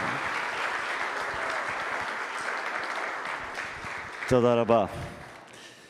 Drodzy Państwo, za chwilę poproszę jedną osobę, żeby nas prowadziła w szabat, powiedziała, co to jest, ale póki co chciałbym przywitać, wiem, że pan burmistrz Robert Jaworski nie mógł przybyć, ale przysłał swoją przedstawicielkę, która już chyba poszła, ale tak czy tak witam panią bardzo serdecznie. Również witam pana radnego Dariusza Kisiela wraz z małżonką. Witamy serdecznie. Serdecznie witam pana Adama Cecułę wraz z małżonką. Dzień dobry państwu, dobry wieczór. Cieszymy, że jesteście z nami. Nie widzę pana brata, ale chyba go nie ma. Czy jest pan Marek Cecuła? Bo tutaj stąd to ja słabo was widzę, z światła trochę rażą. Okej. I bardzo serdecznie witam też pastora Artura Hrabkowicza wraz z małżonką. Witamy serdecznie, dziękujemy, że jesteście z nami. I też pastora Janusza Putowskiego wraz z małżonką. Witamy serdecznie. Moi drodzy, przechodzimy do części szabatowej. Poproszę Anię Gulbę, żeby powiedziała kilka słów na ten temat. Więc, Pani Atasze przede mną wspomniała na temat szabatu, ale ja też dodam parę zdań. Więc szabat, ja jestem przekonana, że wszyscy jak tutaj siedzimy, że utożsamiamy, czy utożsamialiśmy zawsze szabat z narodem żydowskim i słusznie, dlatego że jest to święto żydowskie, ale jest też coś w tym więcej, dlatego że w Torze czytamy, że jest to święto Pana, jest to święto Boga Wszechmocnego, który stworzył niebo i ziemię i tak naprawdę On jako pierwszy świętował szabat. W dziele stworzenia, kiedy go zakończył, przez 6 dni, 7 dnia szabatował, świętował. I podarował to święto i obchodzenie szabatu dla swojego wybranego narodu, Izraela, żeby go strzegł, żeby go kultywował i przekazywał następnym pokoleniom po wieczne czasy tak naprawdę. Jest to znak przymierza między Izraelem a Bogiem. W zasadzie możemy porównać to do obrączki, która jest, prawda, znakiem przymierza małżeńskiego. Że ilekroć patrzymy na obrączkę, to wiemy, do kogo należymy, prawda? I podobnie jest z narodem żydowskim, że kiedy obchodzą szabat, przypominają sobie, do kogo należą, czyją są własnością i kto jest ich jedynym Bogiem.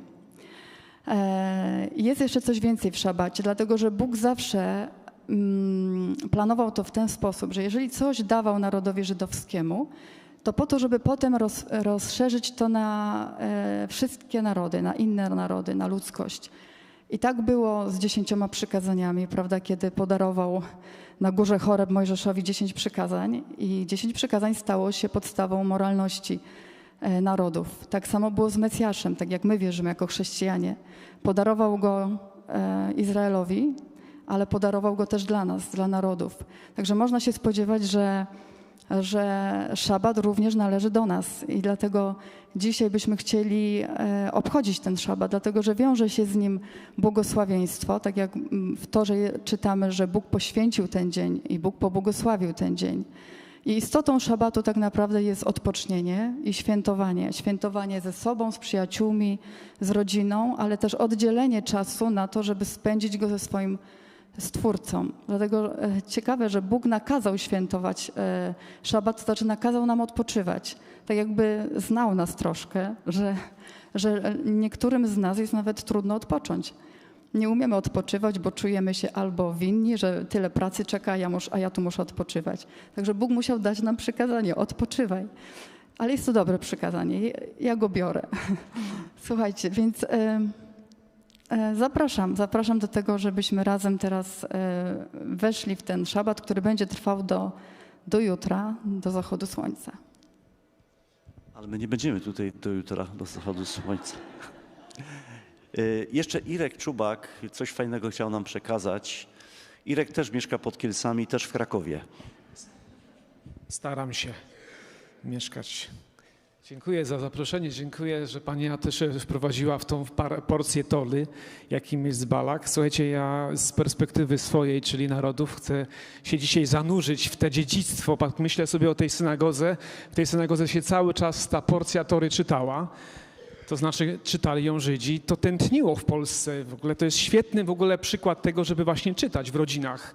Spotykać się właśnie w taki dzień wolny i czytać porcję Tory. Ale mówimy teraz o porcji Tory Balak. Mamy 2 bohaterów w tej porcji, która jest czytana. To jest od 22 rozdziału Księga Liczb albo Bamidbar. Czytamy o takich 2 bohaterach. No jak słyszeliśmy, Balak to jest ten pierwszy, to jest król Moabu. Dodam, że nienawidzi Izraela. A drugi jest prorok, nazywa się Bileam, który właściwie powinien kochać Izrael, bo okazuje się, że Bóg do niego mówi. Bóg żywy. Bóg, który się potem będzie nazywał też Bóg Izraela lub się już wcześniej nazywał. Król Moabu poddał się pewnej opinii tamtejszego świata, że Izrael chce przejąć panowanie świata oczywiście i w ten sposób uległ temu strachowi. Idąc ten naród z Egiptu chciał zająć tereny i miałby być zagrożeniem dla tamtejszego regionu, czyli świata. Zawiera więc ten król Moabu, Balak, ze starszyzną Midianitów koalicję przeciw Izraelowi. To jest bardzo coś ciekawego. Gdzie w rzeczywistości nic takiego nie ma miejsca. Wiemy, że to był po prostu bezpodstawny osąd. Izrael chciał tylko przejść przez tereny Moabu, aby dotrzeć do ziemi obiecanej. Co to nam mówi? Czy strach i osąd z pozoru lub przypisanie domniemanej winy, fałszywe wiadomości, fałszywe informacje, które są niesprawdzone, nie pokrywają się z faktami, mogą nas doprowadzić do zboczenia z właściwej drogi. Szczególnie teraz, kiedy żyjemy w czasach wszechobecnych dezinformacji i fake newsów. Wrogo nastawiony król Moabu szuka możliwości zaatakowania Izraela, ale w niekonwencjonalny sposób. Słuchajcie, napięcie rośnie. Sam się w ogóle rozgrzałem. Otóż pragnie posłać proroka, który jest reprezentantem narodów, Bileama, ponad 1000 kilometrów, bo Bileam mieszka nad Eufratem. Słuchajcie, niesamowita sprawa, aż ponad 1000 kilometrów. Ale po co? Żeby ten przeklął Izraela. To jest broń, która może ten naród unicestwić, się okazuje, według Balaka. Być może to miałaby być prawda. Co się okazuje? Otóż się okazuje, że Bileam bardzo chętnie godzi się na tą przysługę, bo przyjechały z posłańcami dość dużo wielbłądów, które miały coś tam prawdopodobnie za tą usługę jakieś wynagrodzenie. Ale jest dla mnie pytanie i refleksja. Dlaczego ktoś taki jak Bileam, który słyszy żywego Boga, jest jego prorokiem, zatrzymuje posłów Balaka, który nienawidzi Izraela, chce ten naród unicestwić i chce zapytać się Boga, czy ma pójść i przekląć Izraela, kiedy Bóg sam mówi, jakże mogę przekląć ten naród, jeśli Bóg go błogosławi, a nie przeklina. Słuchajcie, to jest jakaś opowieść o mnie, o nas. My, którzy znamy żywego Boga, często zastanawiamy się, jak chcemy coś zrobić, czy oby na pewno Bóg tak myśli, może się go zapytajmy 3 razy, bo ja bym chciał to zrobić. Ja mówię o sobie. Tak często jak się z żoną nie zgadzam, to się pytam Boga, a potem się okazuje, że... Tak, i potem się okazuje, że jednak miała rację. Znowu. Czy może to zawahanie i część grania na zwłokę to oby nie dobra materialne, które były posłane przez Balaka? Czy komfort dla Bileama materialny, czy pseudopokój, który proponował Balak, był dobrym rozwiązaniem? Tego nie wiemy. Ale nawet oślica przemówiła ludzkim głosem, aby powstrzymać proroka, aby nie przeklinał Żydów i wreszcie nie wszedł ten chytry plan Balaka, aby zgładzić naród żydowski. Czy wszystkie te dobre słowa, błogosławieństwa wypowiedziane przez Bileama nad Izraelem, a mianowicie, i teraz słuchajcie, chyba on nie wiedział, co mówi, a może wiedział. Jakże piękne są twoje namioty, Jakubie, a twoje mieszkania, Izraelu. To jest werset mówiący o przywiązaniu ludu Izraela do słowa, do studiowania Tory. Po tym 17 wersecie wschodzi gwiazda Jakuba, a w Izraelu podnosi się berło. Mówi o tym, że Izrael panuje wśród narodów. To mówi sam Bóg. W 24 rozdziale Księgi Lib, 9 wersecie. Błogosławiony ten, kto cię błogosławi, Izraelu. Przeklęty każdy, kto cię przeklina. Czy u proroka jest to w sercu, co wcześniej wypowiada, prorokując? Czy aby my, wierzący z narodów, na przestrzeni wieku mieliśmy w sercach coś innego niż w ustach? Czy stawaliśmy za tym, co Bóg miał w sercu? Czy błogosławiliśmy Jego naród, jak On chciał? To jest pytanie do mnie. Sprawdzenie naszej katechezy. Europy katechezy. To powiedział pewien biskup, czy trzeba sprawdzić katechezę Europy. Dlaczego jednak spotykamy proroka na końcu tej historii, stojącego po stronie koalicji antyizraela? A może komentarz naszych PiS, Nowego Przymierza, naszych, który mówi tak, posłuchajmy. Księga Apokalipsy 2:14. Są u ciebie zwolennicy nauki Bileama, który uczył Balaka, jak doprowadzić do upadku Izraelitów. Ciekawa postać, prorok. I list do Judy, 11 wersecie. Biada im, bo zeszli na drogę Kaina. Dla pieniędzy popełnili oszustwo Bileama i skazali się na zagładę. Kochani, zachęcam do refleksji, do myślenia, do rozszerzania się właśnie przy porcji Tory. Shabbat shalom. Shabbat shalom, Irku drogi. Moi drodzy, teraz zapalimy świece szabatowe. Bardzo proszę panią Irydiaknes, żeby zadośćuczyniła, była gospodynią tego, zapaliła świecę i odmówiła stosowną modlitwę.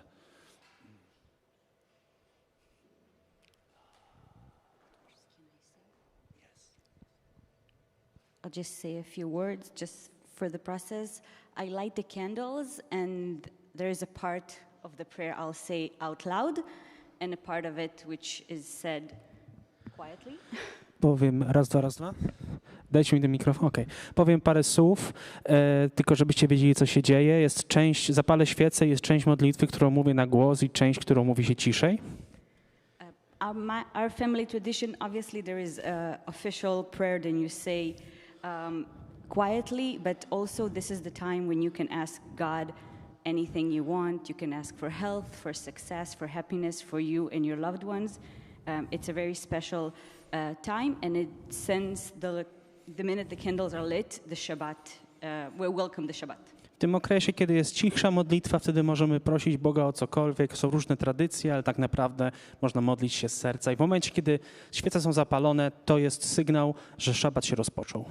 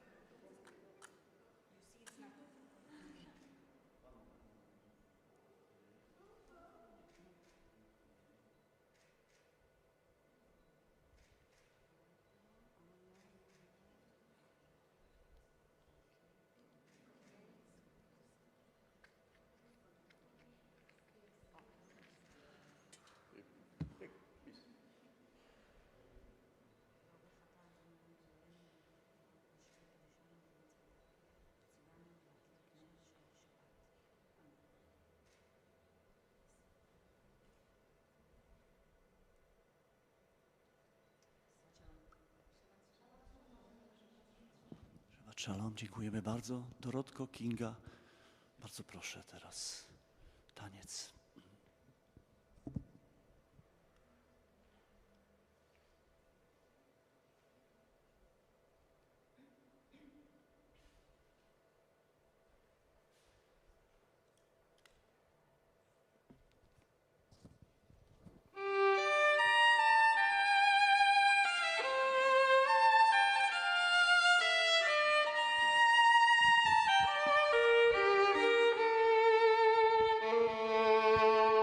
Shalom Aleichem, Malachei Yasharet, Malachei Elyon, Melech Malchei Amlachim, HaKadosh Baruch Hu. Boachem Shalom, Malachei Shalom, Malachei Elyon, Melech Malchei Amlachim, HaKadosh Baruch Hu. Shalom Aleichem, Malachei Yasharet, Malachei Elyon, Melech Malchei Amlachim, HaKadosh Baruch Hu.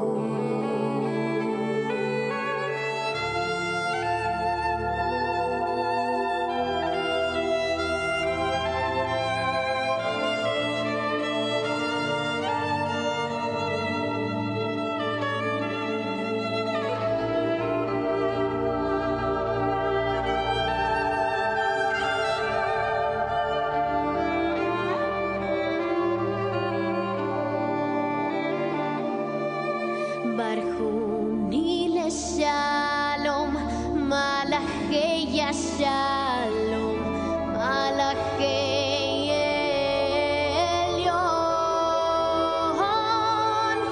mi melech, malachei amlachim, hakadosh baruch hu. Seirchem leshalom, malachei shalom, malachei elyon, mi melech malchei amlachim, hakadosh baruch hu, hakadosh baruch hu.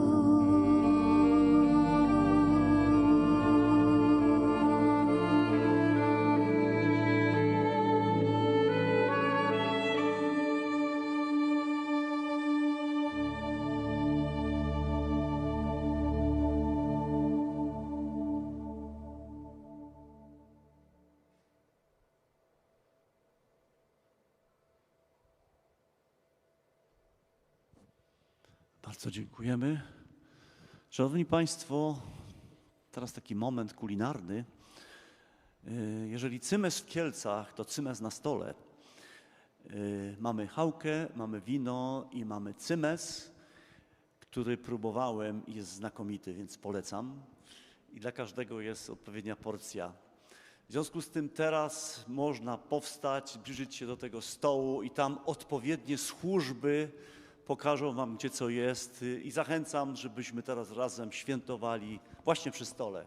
Chałeczka, wino i cymes w Kielcach. Proszę bardzo, a potem jeszcze będą tańce. Zapraszam do stołu. O, tam już moja żona się kręci, When the zaprasza. sun has set on a Friday night, bringing peace into your home, families will gather all around singing Shabbat Shalom. Everybody sing Shalom, Shalom.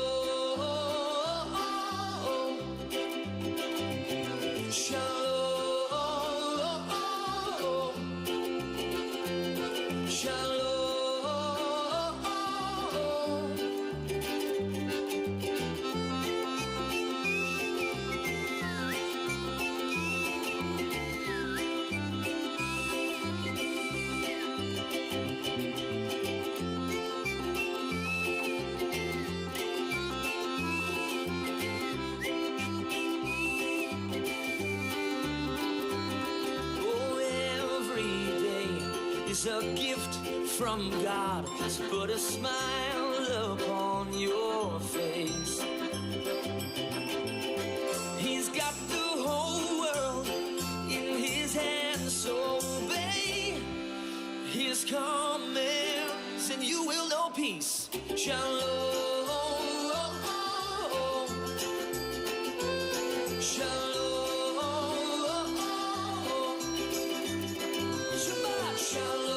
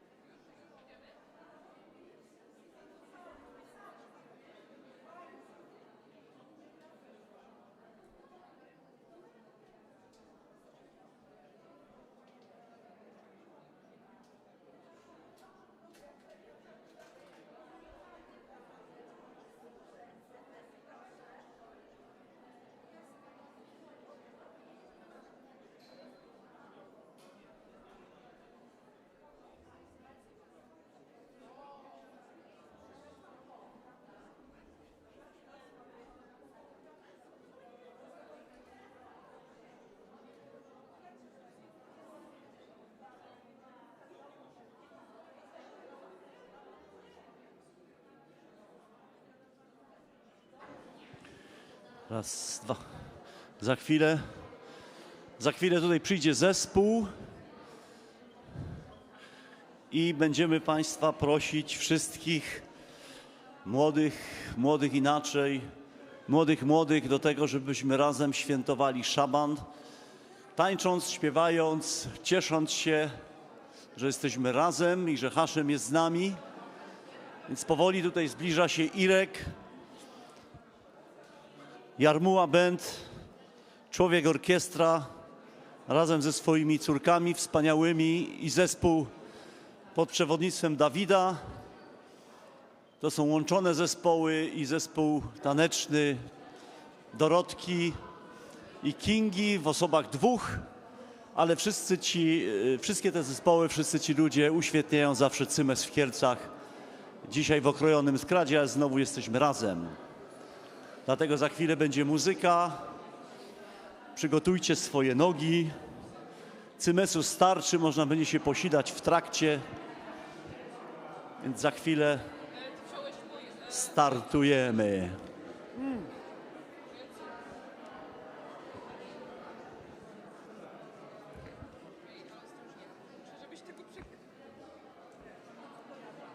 Ty dobrze na pewno to ustawiłeś? Ty dajesz na fulla? Źle wstawiłeś to. Jest dobrze. Nie dawaj na fulla, nie, bo wam...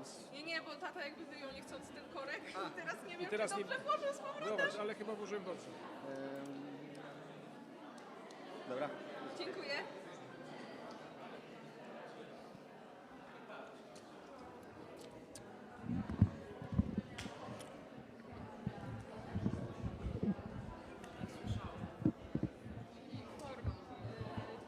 Forma 2 razy Szabat Shalom, to twoje solo. 2 razy. Jeszcze raz. Andrzej? Na drugim razem. Powtarz. Już może? Ale jest taka forma jak ten Tak, tylko że lecimy, zaczynamy wstępem, przechodzimy raz, solo, jeszcze raz, solo i dopiero... Czyli jakby 2 razy więcej. Tak. No, uwaga.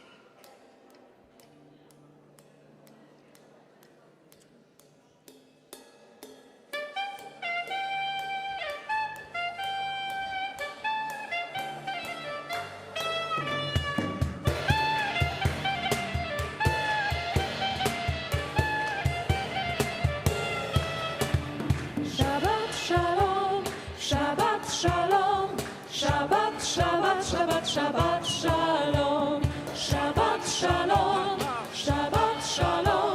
Shabbat, Shabbat, Shabbat, Shabbat Shalom, Shabbat, Shabbat, Shabbat, Shabbat Shalom, Shabbat Shalom, Shabbat Shalom, Shabbat, Shabbat, Shabbat, Shabbat Shalom.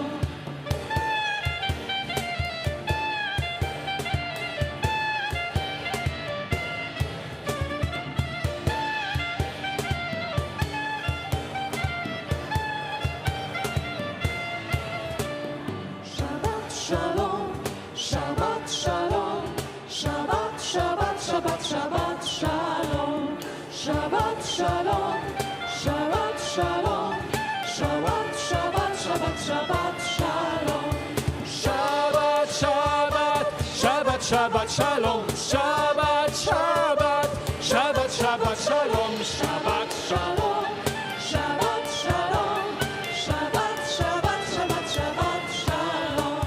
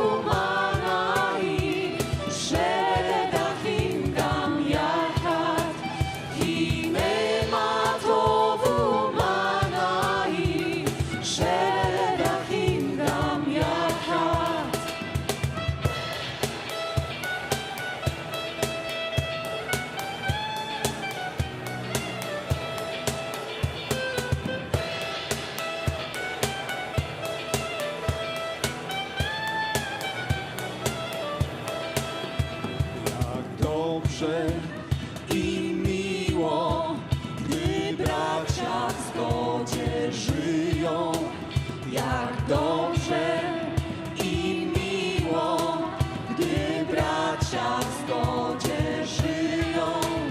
Jak dobrze i miło, gdy bracia w zgodzie żyją. Jak dobrze i miło, gdy bracia w zgodzie żyją. Inne ma to, inne ma to. La la la la la la la la la la. Inne ma to, inne ma to. La la la la la la la la la la.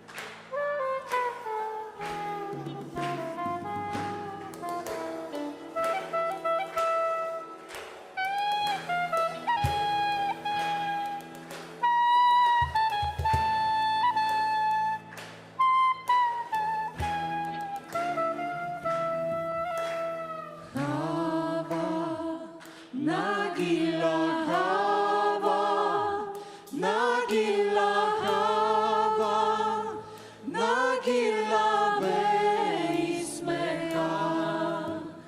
Hava, Nagila Hava, Nagila Hava, Nagila Veismecha.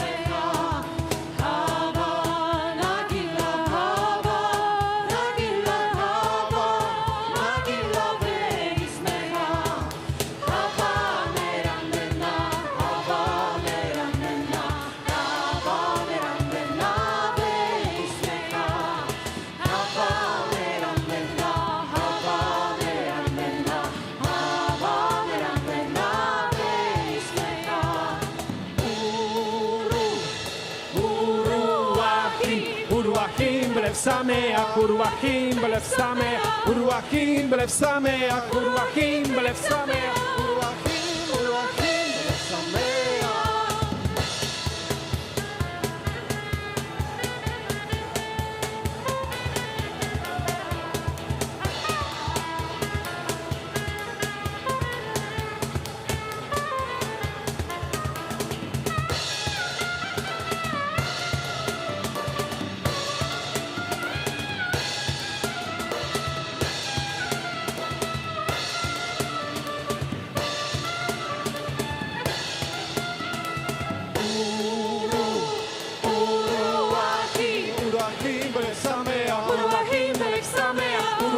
Belev Sameach, Uruachim, Belev Sameach, Uruachim.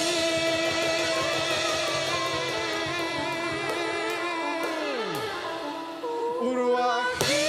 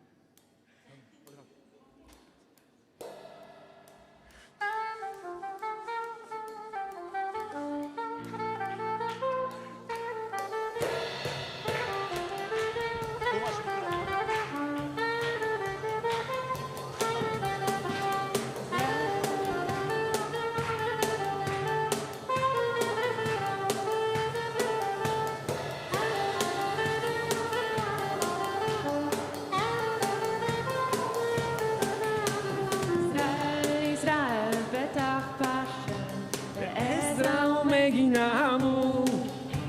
ישראל, ישראל, בטח בשם, בעזרה ומגינמו. ישראל, ישראל, בטח בשם, בעזרה ומגינמו. ישראל, ישראל, בטח בשם, בעזרה ומגינמו. אנחנו מאמינים, נאמנים, היי לנו על מי על להישען. אל אבינו, אבינו שבשמיים. אנחנו מאמינים, נאמנים, אין לנו על מי להישען. אל אבינו, אבינו שבשמיים.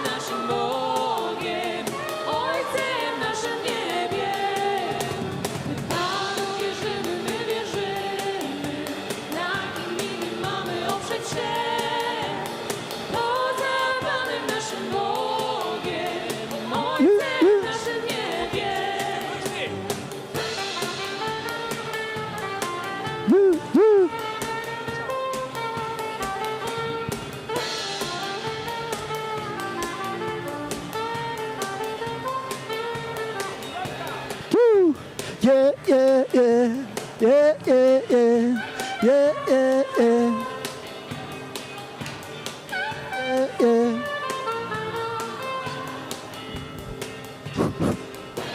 Woo! Yeah, yeah, yeah, yes.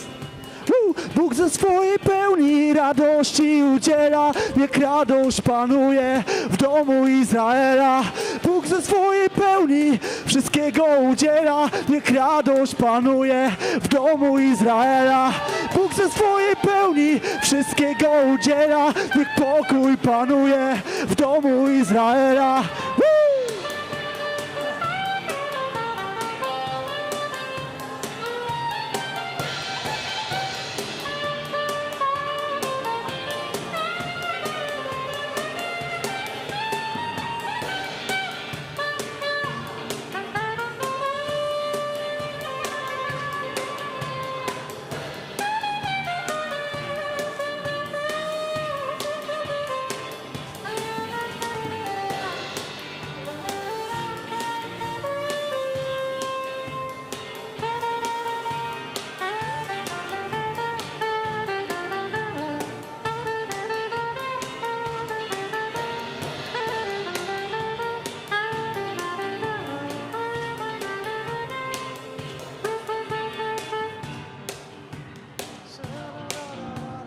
Gotowi jesteśmy? Izrael, Izrael obrońcę ma, on wybawcę ma. My Panu wierzymy. Jan, Pan, Izrael, Izrael obrońcę ma, tarczą i pomocą Pan. Izrael, Izrael wybawcę ma, on tarczą i pomocą Pan. My Panu wierzymy. My Panu wierzymy, my wierzymy, na kim innym mamy oprzeć się. Poza Panem naszym Bogiem,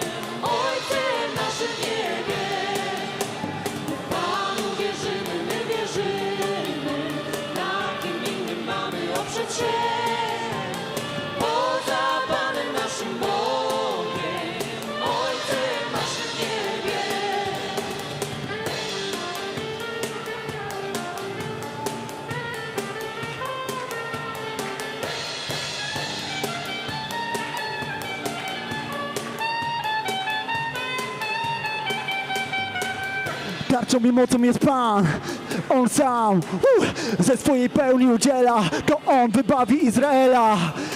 Adonai, błogosław kraj. Adonai, Ty jesteś naj. Łaski i chwały Bóg udziela. On sam wybawi Izraela. Braciom i ziomalom, szabat szalom. Wszyscy ludzie Pana chwalą, szabat szalom.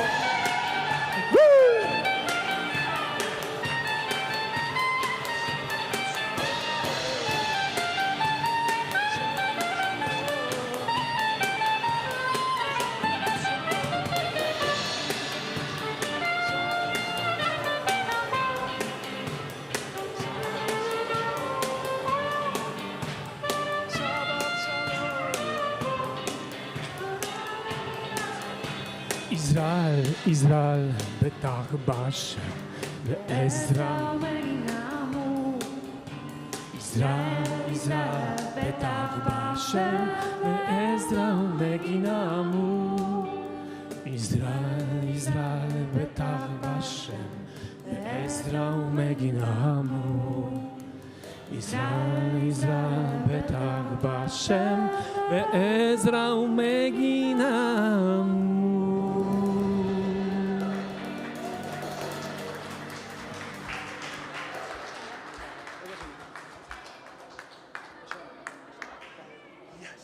Udało się. Halleluja. Dobrze, macie do zespołu.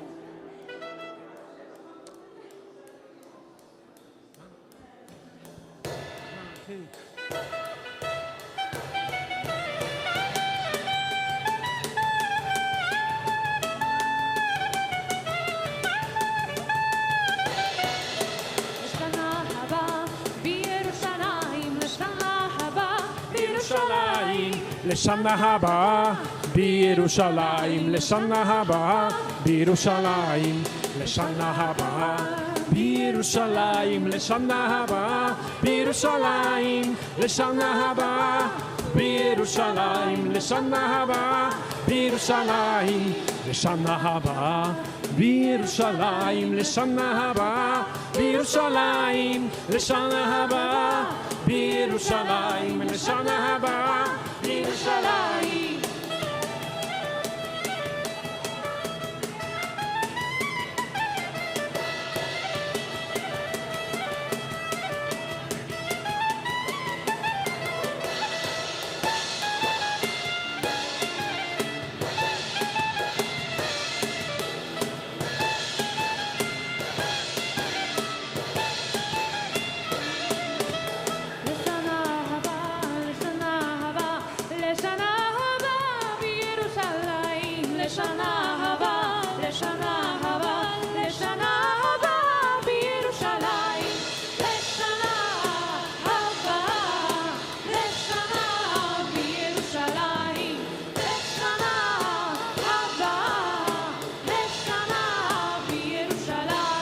Oj oj oj oj oj oj oj oj oj oj oj oj. Oj oj oj oj oj oj oj oj oj oj oj oj oj. Hey!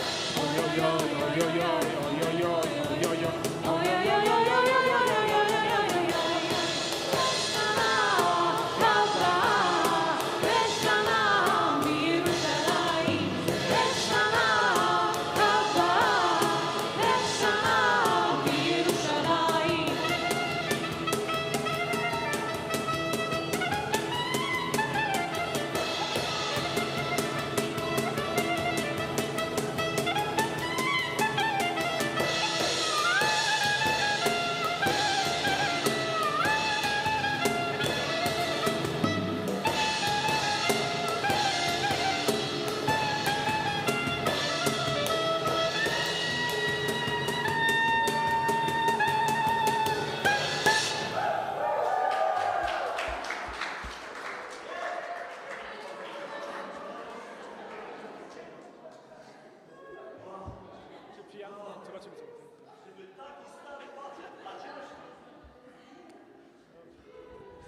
Gdzie ci mężczyźni, prawdziwi tacy, gdzie te chłopy? Dziękuję bardzo. Łukaszowi i Koli. Gdyby nie oni, to głowa boli.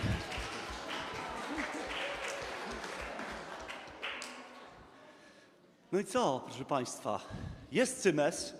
Bardzo proszę, zanim stąd opuścicie, każdy sobie może wziąć jeszcze dodatkową porcję cymesu. Jest też chyba chałka jeszcze. Jest też wino. Nie dla kierowców, ale reszta może pić bez ograniczeń.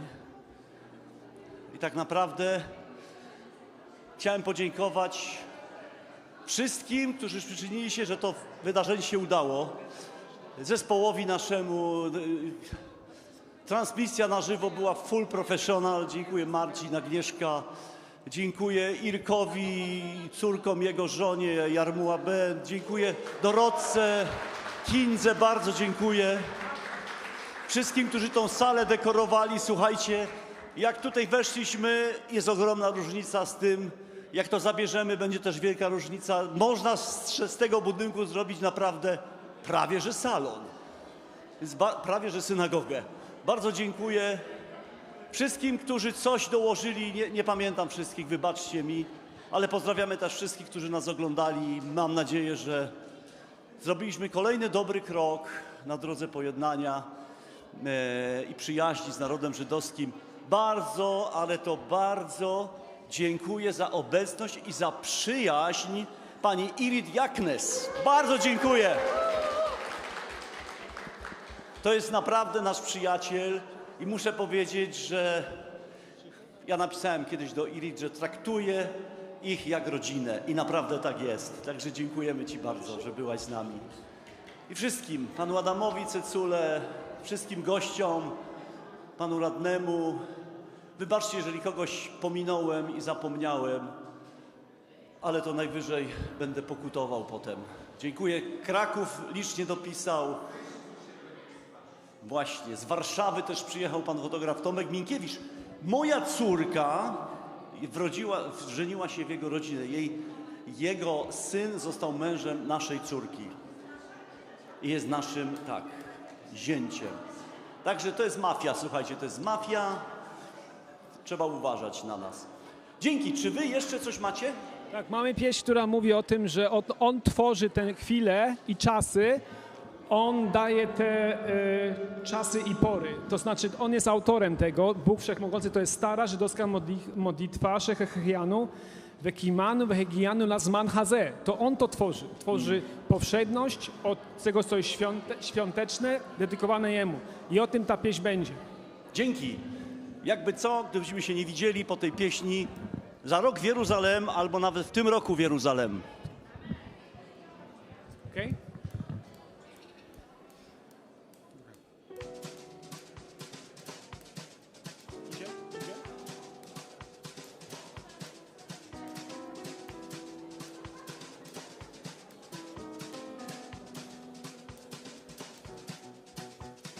שהחיינו וקיימנו והגיענו לזמן הזה. שהחיינו וקיימנו והגיענו לזמן הזה. שהחיינו וקיימנו והגיענו לזמן הזה. שהחיינו וקיימנו והגיענו לזמן הזה. ברוך אתה השם אלוהינו מלך העולם שהחיינו וקיימנו והגיענו לזמן הזה. ברוך אתה השם אלוהינו מלך העולם שהחיינו וקיימנו והגיענו לזמן הזה.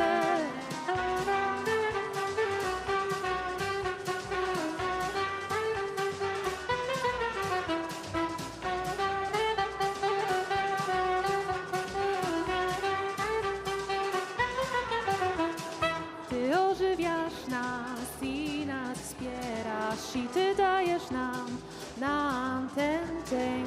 Ty ożywiasz nas i nas wspierasz i Ty dajesz nam ten święty dzień. Bo Ty dajesz